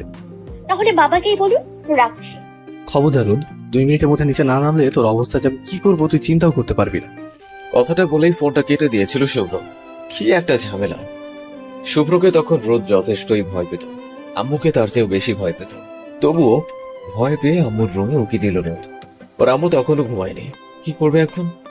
অনেক ভেবে আম্মুকে বলল নিচতলার মাহিমাপুর কাছ থেকে ক্যালকুলেটর আনতে যাচ্ছে। ওটা কাজ করছে না। আম্মু কিছুক্ষণ রোদের দিকে নীরব দৃষ্টিতে তাকিয়ে থেকে নিজের কাজে মনোযোগ দিলেন। রোদও দোয়া দূরত পরে বেরিয়ে এলো রাস্তায়।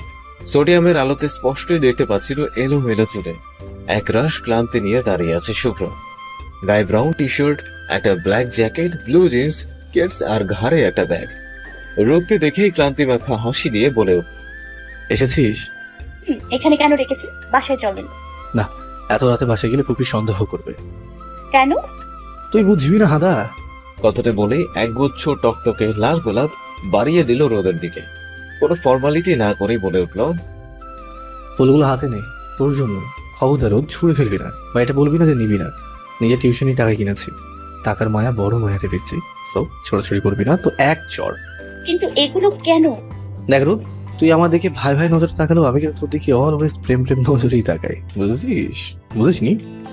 রোদ মাথা নেড়ে সম্মতি জানালো যে বুঝে নে। শাওন চরম বিরক্তি নিয়ে ওর হাতে একটা উপন্যাসের বই গুজে দিয়ে বলে উঠল, তোর বোঝা লাগবে না, এখন উত্তর দক্ষিণ না থাকে সোজা রুমে। কিন্তু দেখ রোদ, পুরো 8 ঘন্টা জার্নি করে এসেছি। এখন বাসায় গিয়ে রেস্ট নেবো, কাল আবারও ব্যাক করতে হবে। তো কাহিনী না করে যা এখান থেকে। রোদ আর কিছু না বলে ঘুরে দাঁড়ালো। 2 কদম ফেলতেই পিছে থেকে ডাক পড়লো, রোদ এদিকে আয়। করেন কি শুভ ভাই? তার উত্তরে বিরক্তি মাখা চাহনি দিয়ে বলে উঠল, এত লাফাস কেন? চুপচাপ দাঁড়িয়ে থাক, তোর পা কেটে নিয়ে যাবো না আমি, হ্যাঁ? রোদ এবার চুপচাপ মুখ কালো করে দাঁড়িয়ে রইল। শুভ্র ওর পায়ে একটা কিছু পরিয়ে দিয়ে উঠে দাঁড়িয়ে কানের কাছে ফিস ফিস করে বলল, ভালোবাসি তোকে, এটা বুঝতে এতক্ষণ লাগে? কথাটা শুনে 2 মিনিট হ্যাং মেরে দাঁড়িয়ে বোকার মতো রোদ বলেছিল, আপনি কি আমায় প্রপোজ করছেন শুভ ভাই? রোদের কথাটা কানে যেতেই ধমকে উঠেছিল শুভ্র। সেদিন শুভ্রর এক ধমকে দৌড়ে পালিয়েছিল রোদ। সেদিনের কথা এখনো মনে পড়লে হাসিতে লুটোপুটি খায় সে। সেদিন শুভ্রর কথা আর ভাবার না বুঝলেও এখন রোদ বোঝে, কিন্তু শুভ্রর কাছে এখনো অনেকটাই অবুঝ। শুভ্রর বোঝানো এত এত কেমিস্ট্রিও রোদ বুঝতে নারাজ। তাই নিয়ে কত আফসোস তার, আহা কত হতাশা। এখানে শুভ্রর হার আর রোদের জিত। ড্রয়িং রুমের সোফায় বসে আছে রোদ, দৃষ্টি কিছুটা দূরে বসে থাকা শুভ্রর মুখে। সবসময় হাসি মজা নিয়ে মাতিয়ে রাখা মানুষটি আজ গম্ভীর মুখে বসে আছে। শুভ্র যে ঈদের পরের দিন থেকে ওর সাথে কথা বলছে না তা রোদ বুঝতে পারে ঈদের আরো 2 দিন পর সবাই মিলে নদীর পাড়ে বেড়াতে যাচ্ছিল। সবার পা খালি, হুট করেই রোদের পায়ে মস্ত এক কাঁটা ফুটে গেল। শুভ্র আলিফদের সাথে রোদের পেছনেই ছিল। রোদকে আর রাফিয়াকে দাঁড়িয়ে পড়তে দেখে উকি দিয়ে নিচের দিকে তাকালো। শুভ্রকে দেখে রাফিয়া করুণ গলায় বলল, ভাইয়া, রোদের পায়ে কাঁটা ফুটেছে, আমি খুলতে পারছি না, ভয় লাগছে, আপনি একটু খুলে দেবেন? শুভ্র কিছু বলল না, খুব সাবধানে কাঁটাটা খুলে চুপচাপ উঠে চলে গেল। রোদের মুখের দিকে একবার তাকালো না শুভ্র। পা থেকে খানিকটা রক্ত পড়ছিল বলে রাফিয়া দুবলা ঘাস হাত দিয়ে পিষে লাগিয়ে দিল, কিন্তু সেদিকে খেয়াল নেই রোদে। ও তো ভেবেছিল শুভ্রর কথা। এতটা নীরব কেন উনি? এতক্ষণে তো বকাঝকা করে মাথা খেয়ে ফেলার মতো অবস্থা হওয়ার কথা ছিল। তাহলে সবাই নৌকায় উঠে হই হুল্লোড় শুরু করায় চিন্তাটা খুব সহজে মাথা থেকে পেরিয়ে গেল রোদের।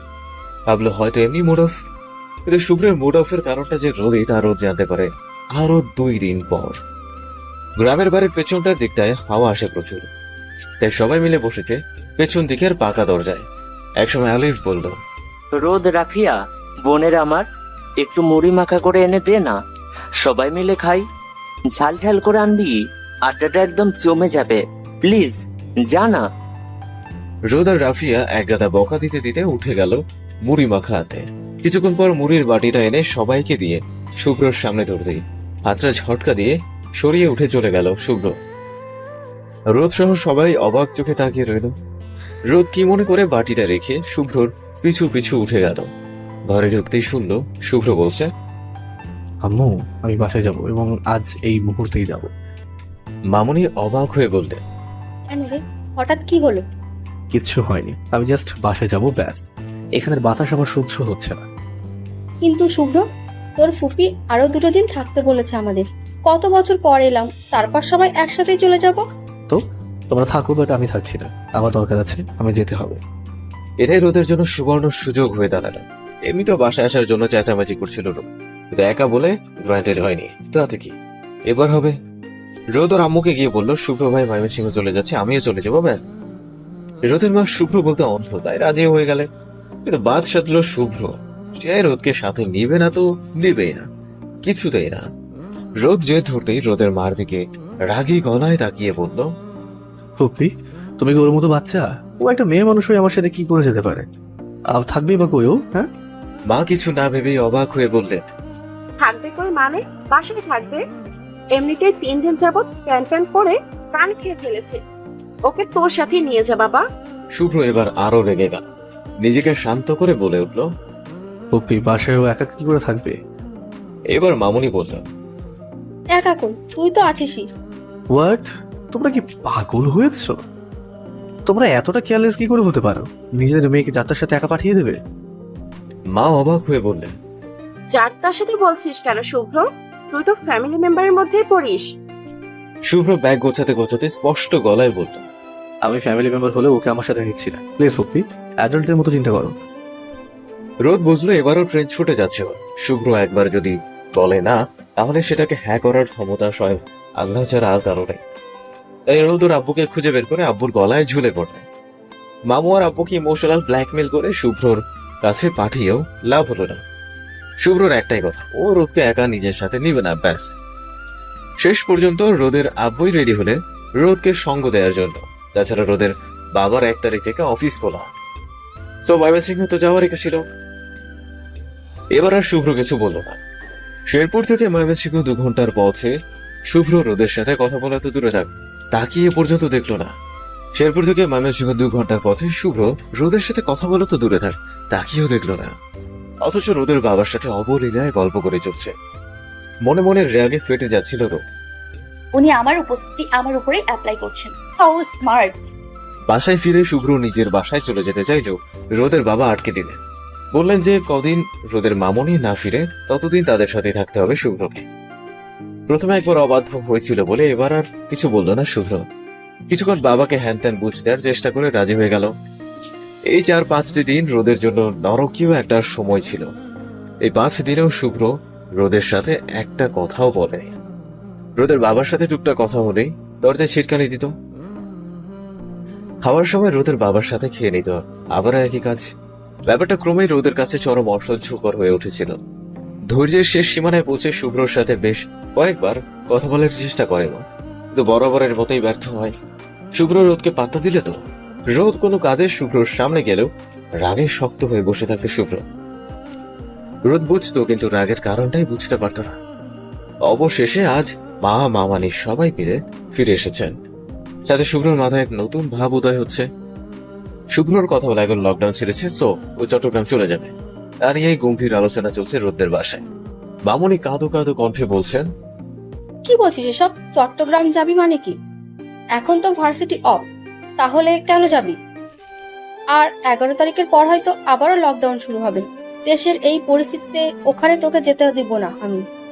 সরি আম্মু, বাট আমি যখন বলেছি যাবো মানে যাবো, দ্যাটস ইট। আর 11 তারিখের পর লকডাউন শুরু হলে আমি ওখানেই থাকবো। মামুনি এবার কেঁদেই ফেললেন। মামু আব্বু হাজার বুঝিয়েও কোনো কাজ হলো না।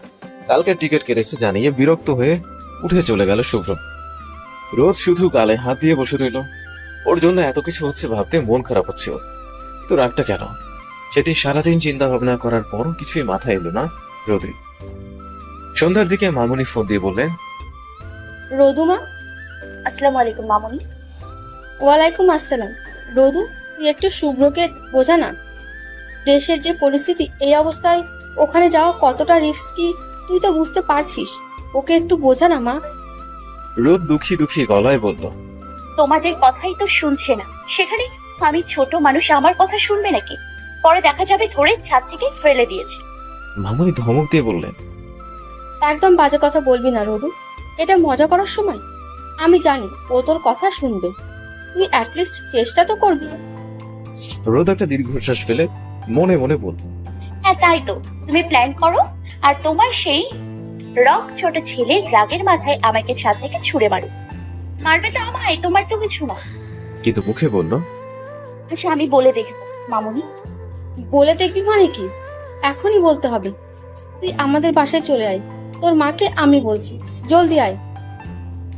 রোদ কিছু বলার আগেই ফোনটা কেটে দিলেন মামুনি। যে ছেলে গত 2 সপ্তাহ যাবত আমার সাথে কথা বলছে না, সে নাকি আমার কথায় চট্টগ্রাম যাও ক্যান্সেল করে দেবেন। অবিশ্বাস্য। রোদের বুক চিরে একটা দীর্ঘশ্বাস বেরিয়ে কিছুক্ষণ চুপচাপ বসে থেকে আলমারি থেকে জামা বের করতে গিয়ে শুভ্রর দেয়া শাড়িটা চোখে পড়ল। কি ভেবে শাড়িটা পরে নিল রোদ। হালকা সাজুগুজু করে বের হতে পড়লো আরেক ঝামেলায়। আম্মু। ভয়ে রোদের তখন বুক ধুকপুক ধুকপুক করছে। রোদের আম্মু রোদকে দেখে ধুক উচকে তাকালো। গম্ভীর মুখে বললেন, এই শাড়ি কোথায় পেলি? রোদ কিছুক্ষণ আমতা আমতা করে বলে উঠল, আসলে মা, কি হয়েছে বলো তো? আজ না সোহার জন্মদিন, সকাল থেকে ফোন করে যাচ্ছিল। তুমি তো বাসা থেকে বের হতে মানা করছো, তাই ভেবেছিলাম যাবো না। কিন্তু মামুনি ফোন দিয়ে ওই বাসায় যেতে বললো, তাই ভাবলাম সোহার সাথে দেখা করে যাই। ওর বাসা তো রাস্তার পাশেই। আর আশু হ্যাপি সবাই এসেছে, যাই। মা কিছু বললেন না। রোদ হাফ ছেড়ে বেঁচে দৌড়ে বেরিয়ে এলো। নয়তো আবারও শাড়ির কথা জিজ্ঞেস করলে কি বলতো, কিন্তু ভাগ্য সহায় হলো না। মামুর বাসায় যাওয়ার পর দরজা খুলেই মামুনিও তার অসম্ভব সুন্দর মুখ থেকে এই ভয়ানক প্রশ্নটাই করলো, রোদু, এই শাড়ি কবে কিনলি? দারুণ হয়েছে তো। তোর মায়ের পছন্দ আছে বলতে হবে। রোদ আবারও আগের উত্তরটাই কপি পেস্ট করে উত্তর দিয়ে বলল, শুভ্র ভাইয়া কোথায়? শুভ্র তো ছাদে। ও আচ্ছা, আমি দেখা করে আসছি। মামুনি হঠাৎ রোদের হাত টেনে ধরে বললেন, তুই শেষ ভরসা মা, ওকে একটু রাজি করিয়ে নিস। রাজি করাতে পারলে তুই যা চাইবি তাই দিব তোকে, প্রমিস। রোদ হাসল। মামুনির হাতে হাত রেখে বলে উঠল, যদি ছাদ থেকে জীবন নিয়ে ফিরতে পারি তবেই না যাইবো। তোমার যা ছেলে। রোদের কথায় মামুনি হেসে উঠলেন, বললেন, এই এভাবে বলবি না। আমার ছেলে রক্তটা হলেও এতটাও রাগী নয় যে তোর গায়ে হাত তুলবে। ও তোকে অ্যাটলিস্ট কিচ্ছু করবে না। রোদ হেসে বলল, না করলেই ভালো, আল্লাহ ভরসা। মামুনি হাসলেন। রোদ চুপচাপ ছাদের দিকে হাঁটা দিল। সিঁড়ির এক ধাপ থেকে আরেক ধাপে পা রাখছে। আর ওর মন বলছে, রোদ দৌড়তে, ওখানে বিপদ সংকেত ঝুলছে রে, যাস নে। মনের কথা না শুনেও যেতে হলো তাকে। ছাদের দরজায় দাঁড়িয়ে বার কয়েক জোরে শ্বাস টেনে শুভ্রর দিকে এগিয়ে গেল। শুভ্র উল্টো দিকে ফিরে দাঁড়িয়ে আছে। শুভ্রর গায়ে সাদা টি শার্ট আর 3/4 প্যান্ট। রোদ শুভ্রর পাশে গিয়ে দাঁড়াতেই সবকিছু এলোমেলো হয়ে গেল। যা যা বলে ভেবেছিল সবকিছু যেন অগোছালো হয়ে গেল। অথচ শুভ্র আগের মতোই দাঁড়িয়ে আছে। রোদ জানে ছাদে পা রাখতে শুভ্র বুঝে গিয়েছিল যে রোদ এসেছে, তবুও একটুও নড়াচড়া করেনি শুভ্র। রোদের পায়ের শব্দটা নাকি একদমই অন্য ব্যাপার। সে শব্দ নাকি রোদো রোদো বলেই কানে বাজে। যদিও কথাগুলো ফাঁস কালা বলেই মনে হয়, তবুও কিভাবে যেন বুঝে যান। সব কথা এলোমেলো করে ফেলে হুট করেই বলে ফেললো রোদ। সরি। শুভ্র এতক্ষণ সামনে তাকিয়েছিল, এবার অন্যদিকে মুখ ঘুরালো। রোদও কম জানি, অন্য পাশে দৌড়ে গিয়ে শুভ্রর মুখের সামনে গিয়ে দাঁড়িয়ে রইল। বলল, আবারও সরি। শুভ্র আবারও মুখ ঘুরিয়ে সামনে তাকালো। রোদেরও জেদ চেপে গেল। ছাদের রেলিং এ রাখা শুভ্রর ডান হাতটা টেনে সরিয়ে ওর সামনে রেলিং ঘেঁষে দাঁড়িয়ে আবারও শুভ্রর হাতটা রেলিং এর উপর রেখে দিল। এমন একটা কাণ্ড করার পরও শুভ্র রোদের দিকে তাকালো না। এমন একটা ভাব করলে যেন সব স্বাভাবিক। রোদ কিছুক্ষণ ভ্রু কুচকে তাকিয়ে থেকে হাসি হাসি মুখে বলল, কালো শাড়িতে আমায় কেমন লাগছে বলুন তো? আপু তো বলছিল আমাকে নাকি অসম্ভব মায়াবতী লাগছে। শুভ্র এবার রোদের দিকে তাকালো। এক নজর দেখিয়ে নিয়ে অন্যদিকে তাকিয়ে বলে উঠল, একদম পেতনি লাগছে, চাঁদের আলোতে পেতনি। রোদ হেসে উঠল। বুঝতে পারলো রাগটা একটু কমের দিকে যাচ্ছে। মৃদু গলায় বলল, রাগ করে আছেন? কথাটা শুনে শুভ্র চলে যেতে নিলেই টি শার্টের কলার চেপে ধরে দাঁড় করালো রোদ। এক হাত শুভ্রর কাঁধে রেখে অন্য হাতে শুভ্রর চুলগুলো এলোমেলো করতে করতে বলল, একদম নড়াচড়া না। আমি না বলা পর্যন্ত এখান থেকে যাওয়ার চেষ্টা করলে খবর আছে। আচ্ছা বলুন না, রাগের কারণটা না বলে বুঝবো কিভাবে? শুভ্র রোদের ব্যবহারে কিছুক্ষণ অবাক চোখে তাকিয়ে রইল। কিছুক্ষণ পর ভ্রু কুচকে দাঁতে দাঁত চেপে রোদকে দুই হাতের রেলিং এর সাথে চেপে ধরল। রোদ ভেবেছিল এই বুঝি দিন শেষ হলো, নিশ্চয়ই ছাদ থেকে ছুড়ে ফেলবে। কিন্তু না, শুভ্র তেমন কিছুই করলো না। রাগী গলায় বলল, শাড়িকে আমি তোকে গুছিয়ে রাখার জন্য দিয়েছি, ঈদের দিন পড়িসনি কেন? শুভ্রর কথা শুনে রোদ হতবাক। এই সামান্য একটা কারণে এত কাহিনী করবেন উনি? ভাবা যায়? রোদ বিস্মিত কণ্ঠে বলল, এটা এইটুকু। শুভ্র অভিমানী গলায় বলল, এটা এইটুকু? তোর কোনো ধারণা আছে কত কষ্ট করে কত দোকান ঘুরে ঘুরে শাড়িটা কিনেছি আমি? লকডাউনের আগে লাস্ট 2 মাসে টিউশনের টাকা তোর এই শাড়ির পিছনে গিয়েছে, অথচ তুই গুরুত্বই দিলি না। রোদ কিছুক্ষণ বিস্ময় নিয়ে শুভ্রর দিকে তাকিয়ে থেকে হাসি চেপে বলে উঠল, আচ্ছা সরি।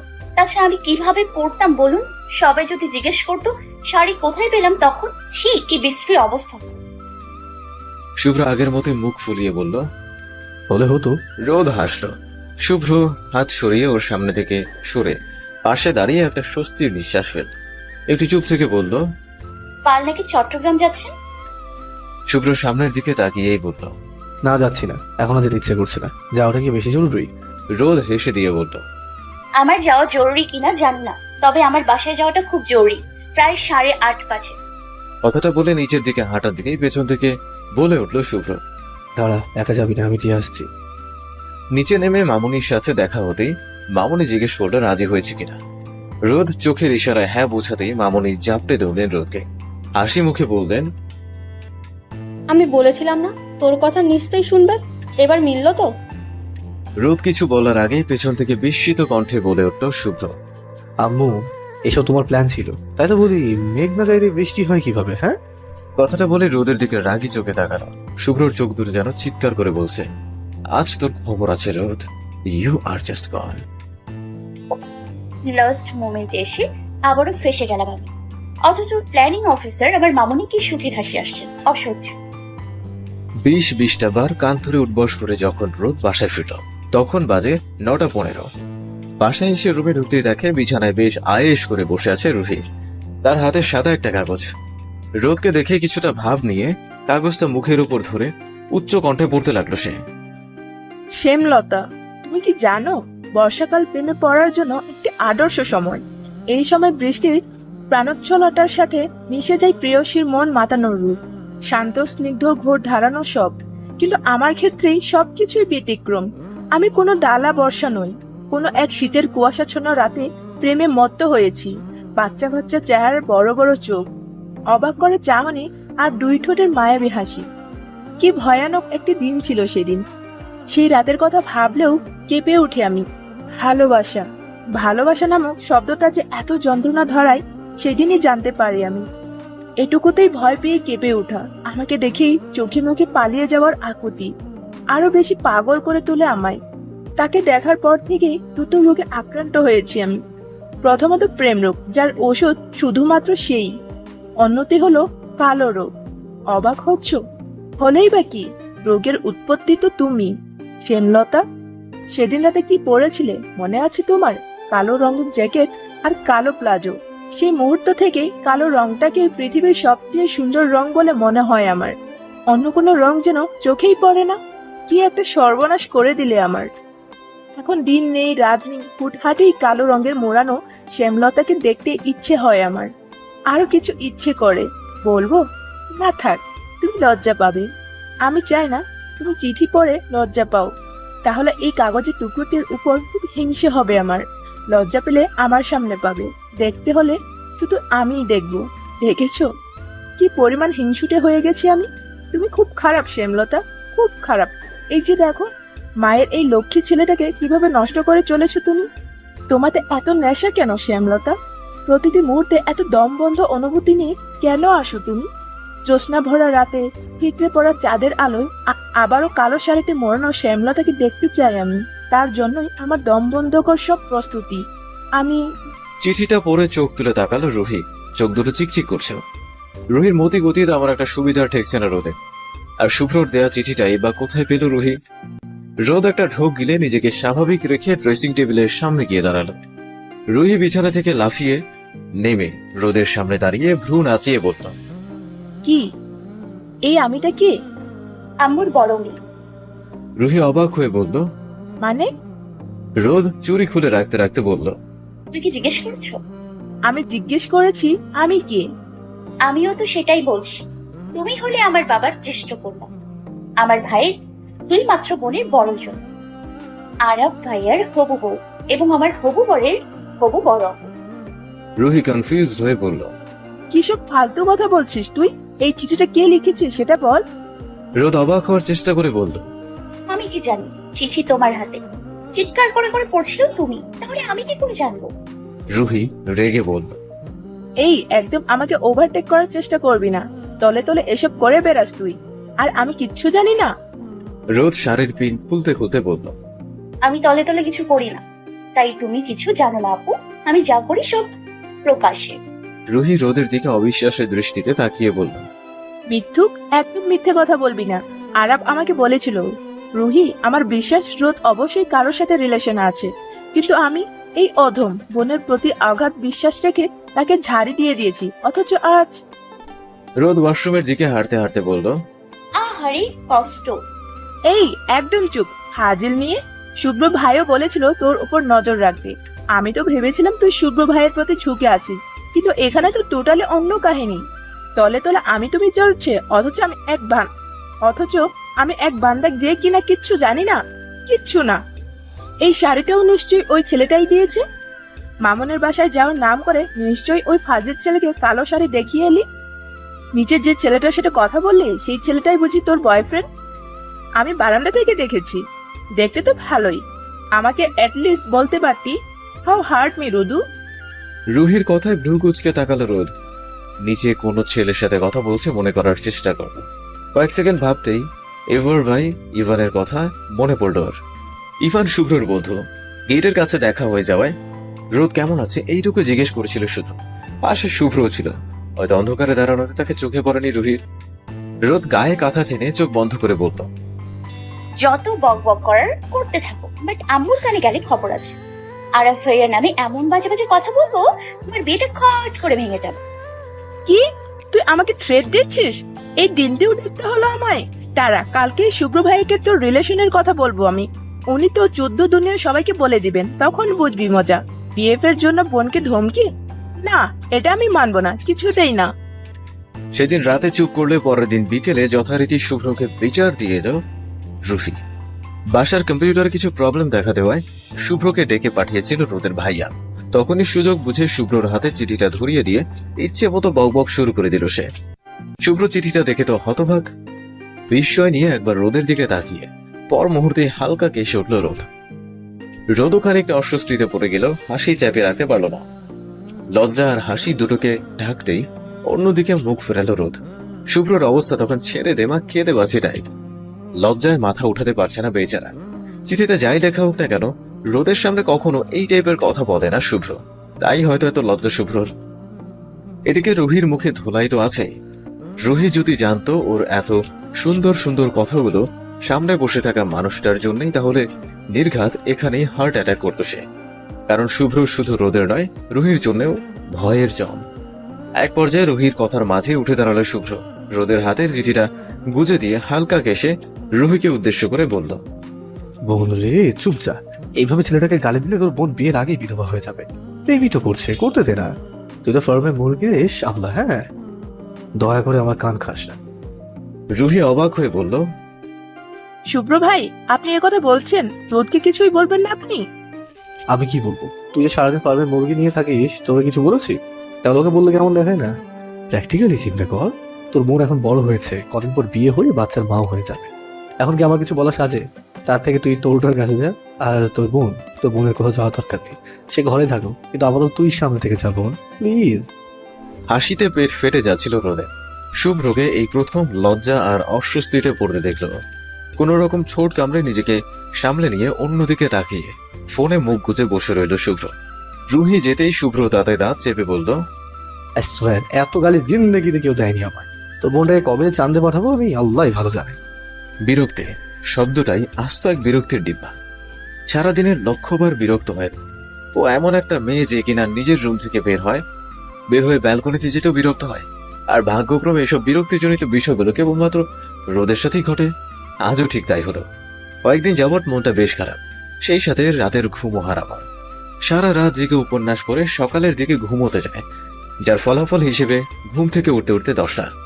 ফ্রেশ হওয়ার পর খাওয়া নামক যে বিষয়টি আছে তাতেও রোদ চরম বিরক্ত, সেই সাথে আতঙ্কিত।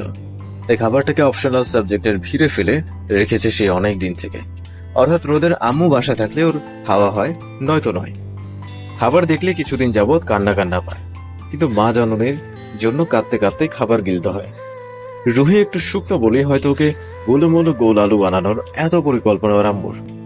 সে যাই হোক, প্রতিদিনের মতো আজও পরে পরে ঘুমাচ্ছিল রোদ। ঘড়িতে তখন 10:15 কি 16। ঘুমের মাঝে কেউ একজন টেনে হিচড়ে বিছানায় বসিয়ে দিল রোদকে। ভাত মাখিয়ে মুখের সামনে ধরে বলল, হা কর। রোদ চোখ পিটপিট করে বলল, আম্মু। সাথে সাথেই রাজ্যের বিরক্তি হানা দিল রোদের গায়ে। কোন রকমে বলল, ফ্রেশ তো হতে দাও, দাঁতও ব্রাশ করিনি। রোদের আম্মু ওর কথায় পাত্তা না দিয়ে বললেন, তোর ফ্রেশ হতে 2 ঘন্টা লাগবে, ততক্ষণে খাওয়ার কথা ভুলে যাবে। এখন আমি সময় পেয়েছি, সো আগে ভাত খা, ওষুধ খা, তারপর দাঁত ব্রাশ করবি না গোসল করবি সেটা আমার দেখার বিষয় না। কি হলো, বলদের মতো বসে আছিস কেন? হা কর। রোদ কাঁদো কাঁদো মুখ নিয়ে হা করল। রোদের আম্মু শুধু কথায় নয়, কাজে ওরা একবার যে কথা বলবে সে কথার কোনো নড়চড় হতে দেবে না। অর্থাৎ এখন যেহেতু উনি ভেবে নিয়েছেন রোদকে খাওয়াবেন, তার মানে খাওয়াবেনই। দম বন্ধ হয়ে দম ফিরে মরে গেলেও খাওয়াবেন, ব্যাস। এই দিক থেকে শুভ্র আর রোদের আম্মুর ব্যাপক মিল, দুজনেই ঘাড় দ্বারা। ওর ধারণা এই তেরামো নামক গুণের জন্যই ওর আম্মু শুভ্র বলতে পাগল। রোদ 2-3 বার খাবার মুখে নিতেই ওয়াশরুম থেকে বেরিয়ে এলো রুহি। কাঁচা হলুদের মধ্যে সবুজ সুতোয় কাজ করা জামা পরেছে সে। ভেজা চুল থেকে টপ টপ করে পানি পড়ছে। এমনিতেই সাদা ফর্সা গায়ের রং, গোসল করে ফর্সা ভাবটা যেন বেড়ে গেছে কয়েক গুণ। রোদ অবাক চোখে তাকাল, মুখের খাবারটা গিলে নিয়ে বলল, গোসল যাচ্ছ আম্মু? রুহি দায় সারা উত্তর দিল, যাচ্ছি, তবে একা নয়, সাথে তুইও যাচ্ছিস। রুহির কথায় মন খারাপ ভাবটা স্পষ্ট। তবে এই মুহূর্তে রুহির মন খারাপ ভাবটা তেমন একটা ভাবালো না রোদকে। রোদ বিস্মিত গলায় বলল, কি আমি যাচ্ছি মানে? কোথায় যাচ্ছি? ইম্পসিবল, আমি কোথাও যাচ্ছি না।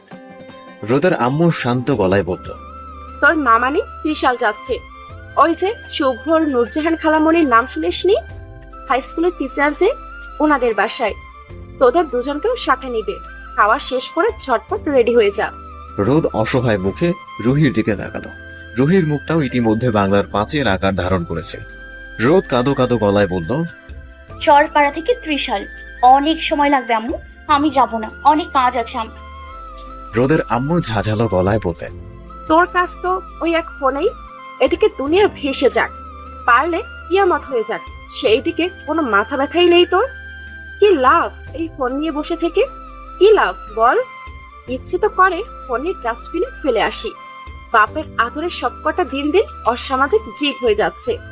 আমি একটা কথাও শুনতে চাই না। তোদের মামারে নিয়ে যেতে চাইছে তো যাবি, ব্যাস।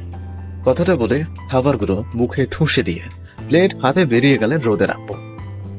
রুহি মুখ কালো করে পাশেই বসে বলে উঠল, শেষ রোকার হলো না বুঝলি?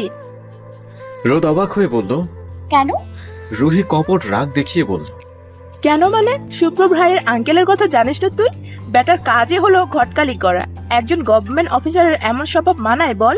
আমাদের মতো প্রেমিক প্রেমিকার জন্য মূর্তমান আতঙ্ক উনি। দেখি যাওয়ার সাথে সাথেই ঘটকালি শুরু করে দিবেন। ওনাকে দেখে মনে হয় বাংলাদেশের সব ইয়াং ছেলে মেয়েদের বিয়ে দেওয়ার মহান দায়িত্ব কাঁধে তুলে নিয়েছেন উনি। যত সব। আপনারা ভালো থাকবেন, সুস্থ থাকবেন।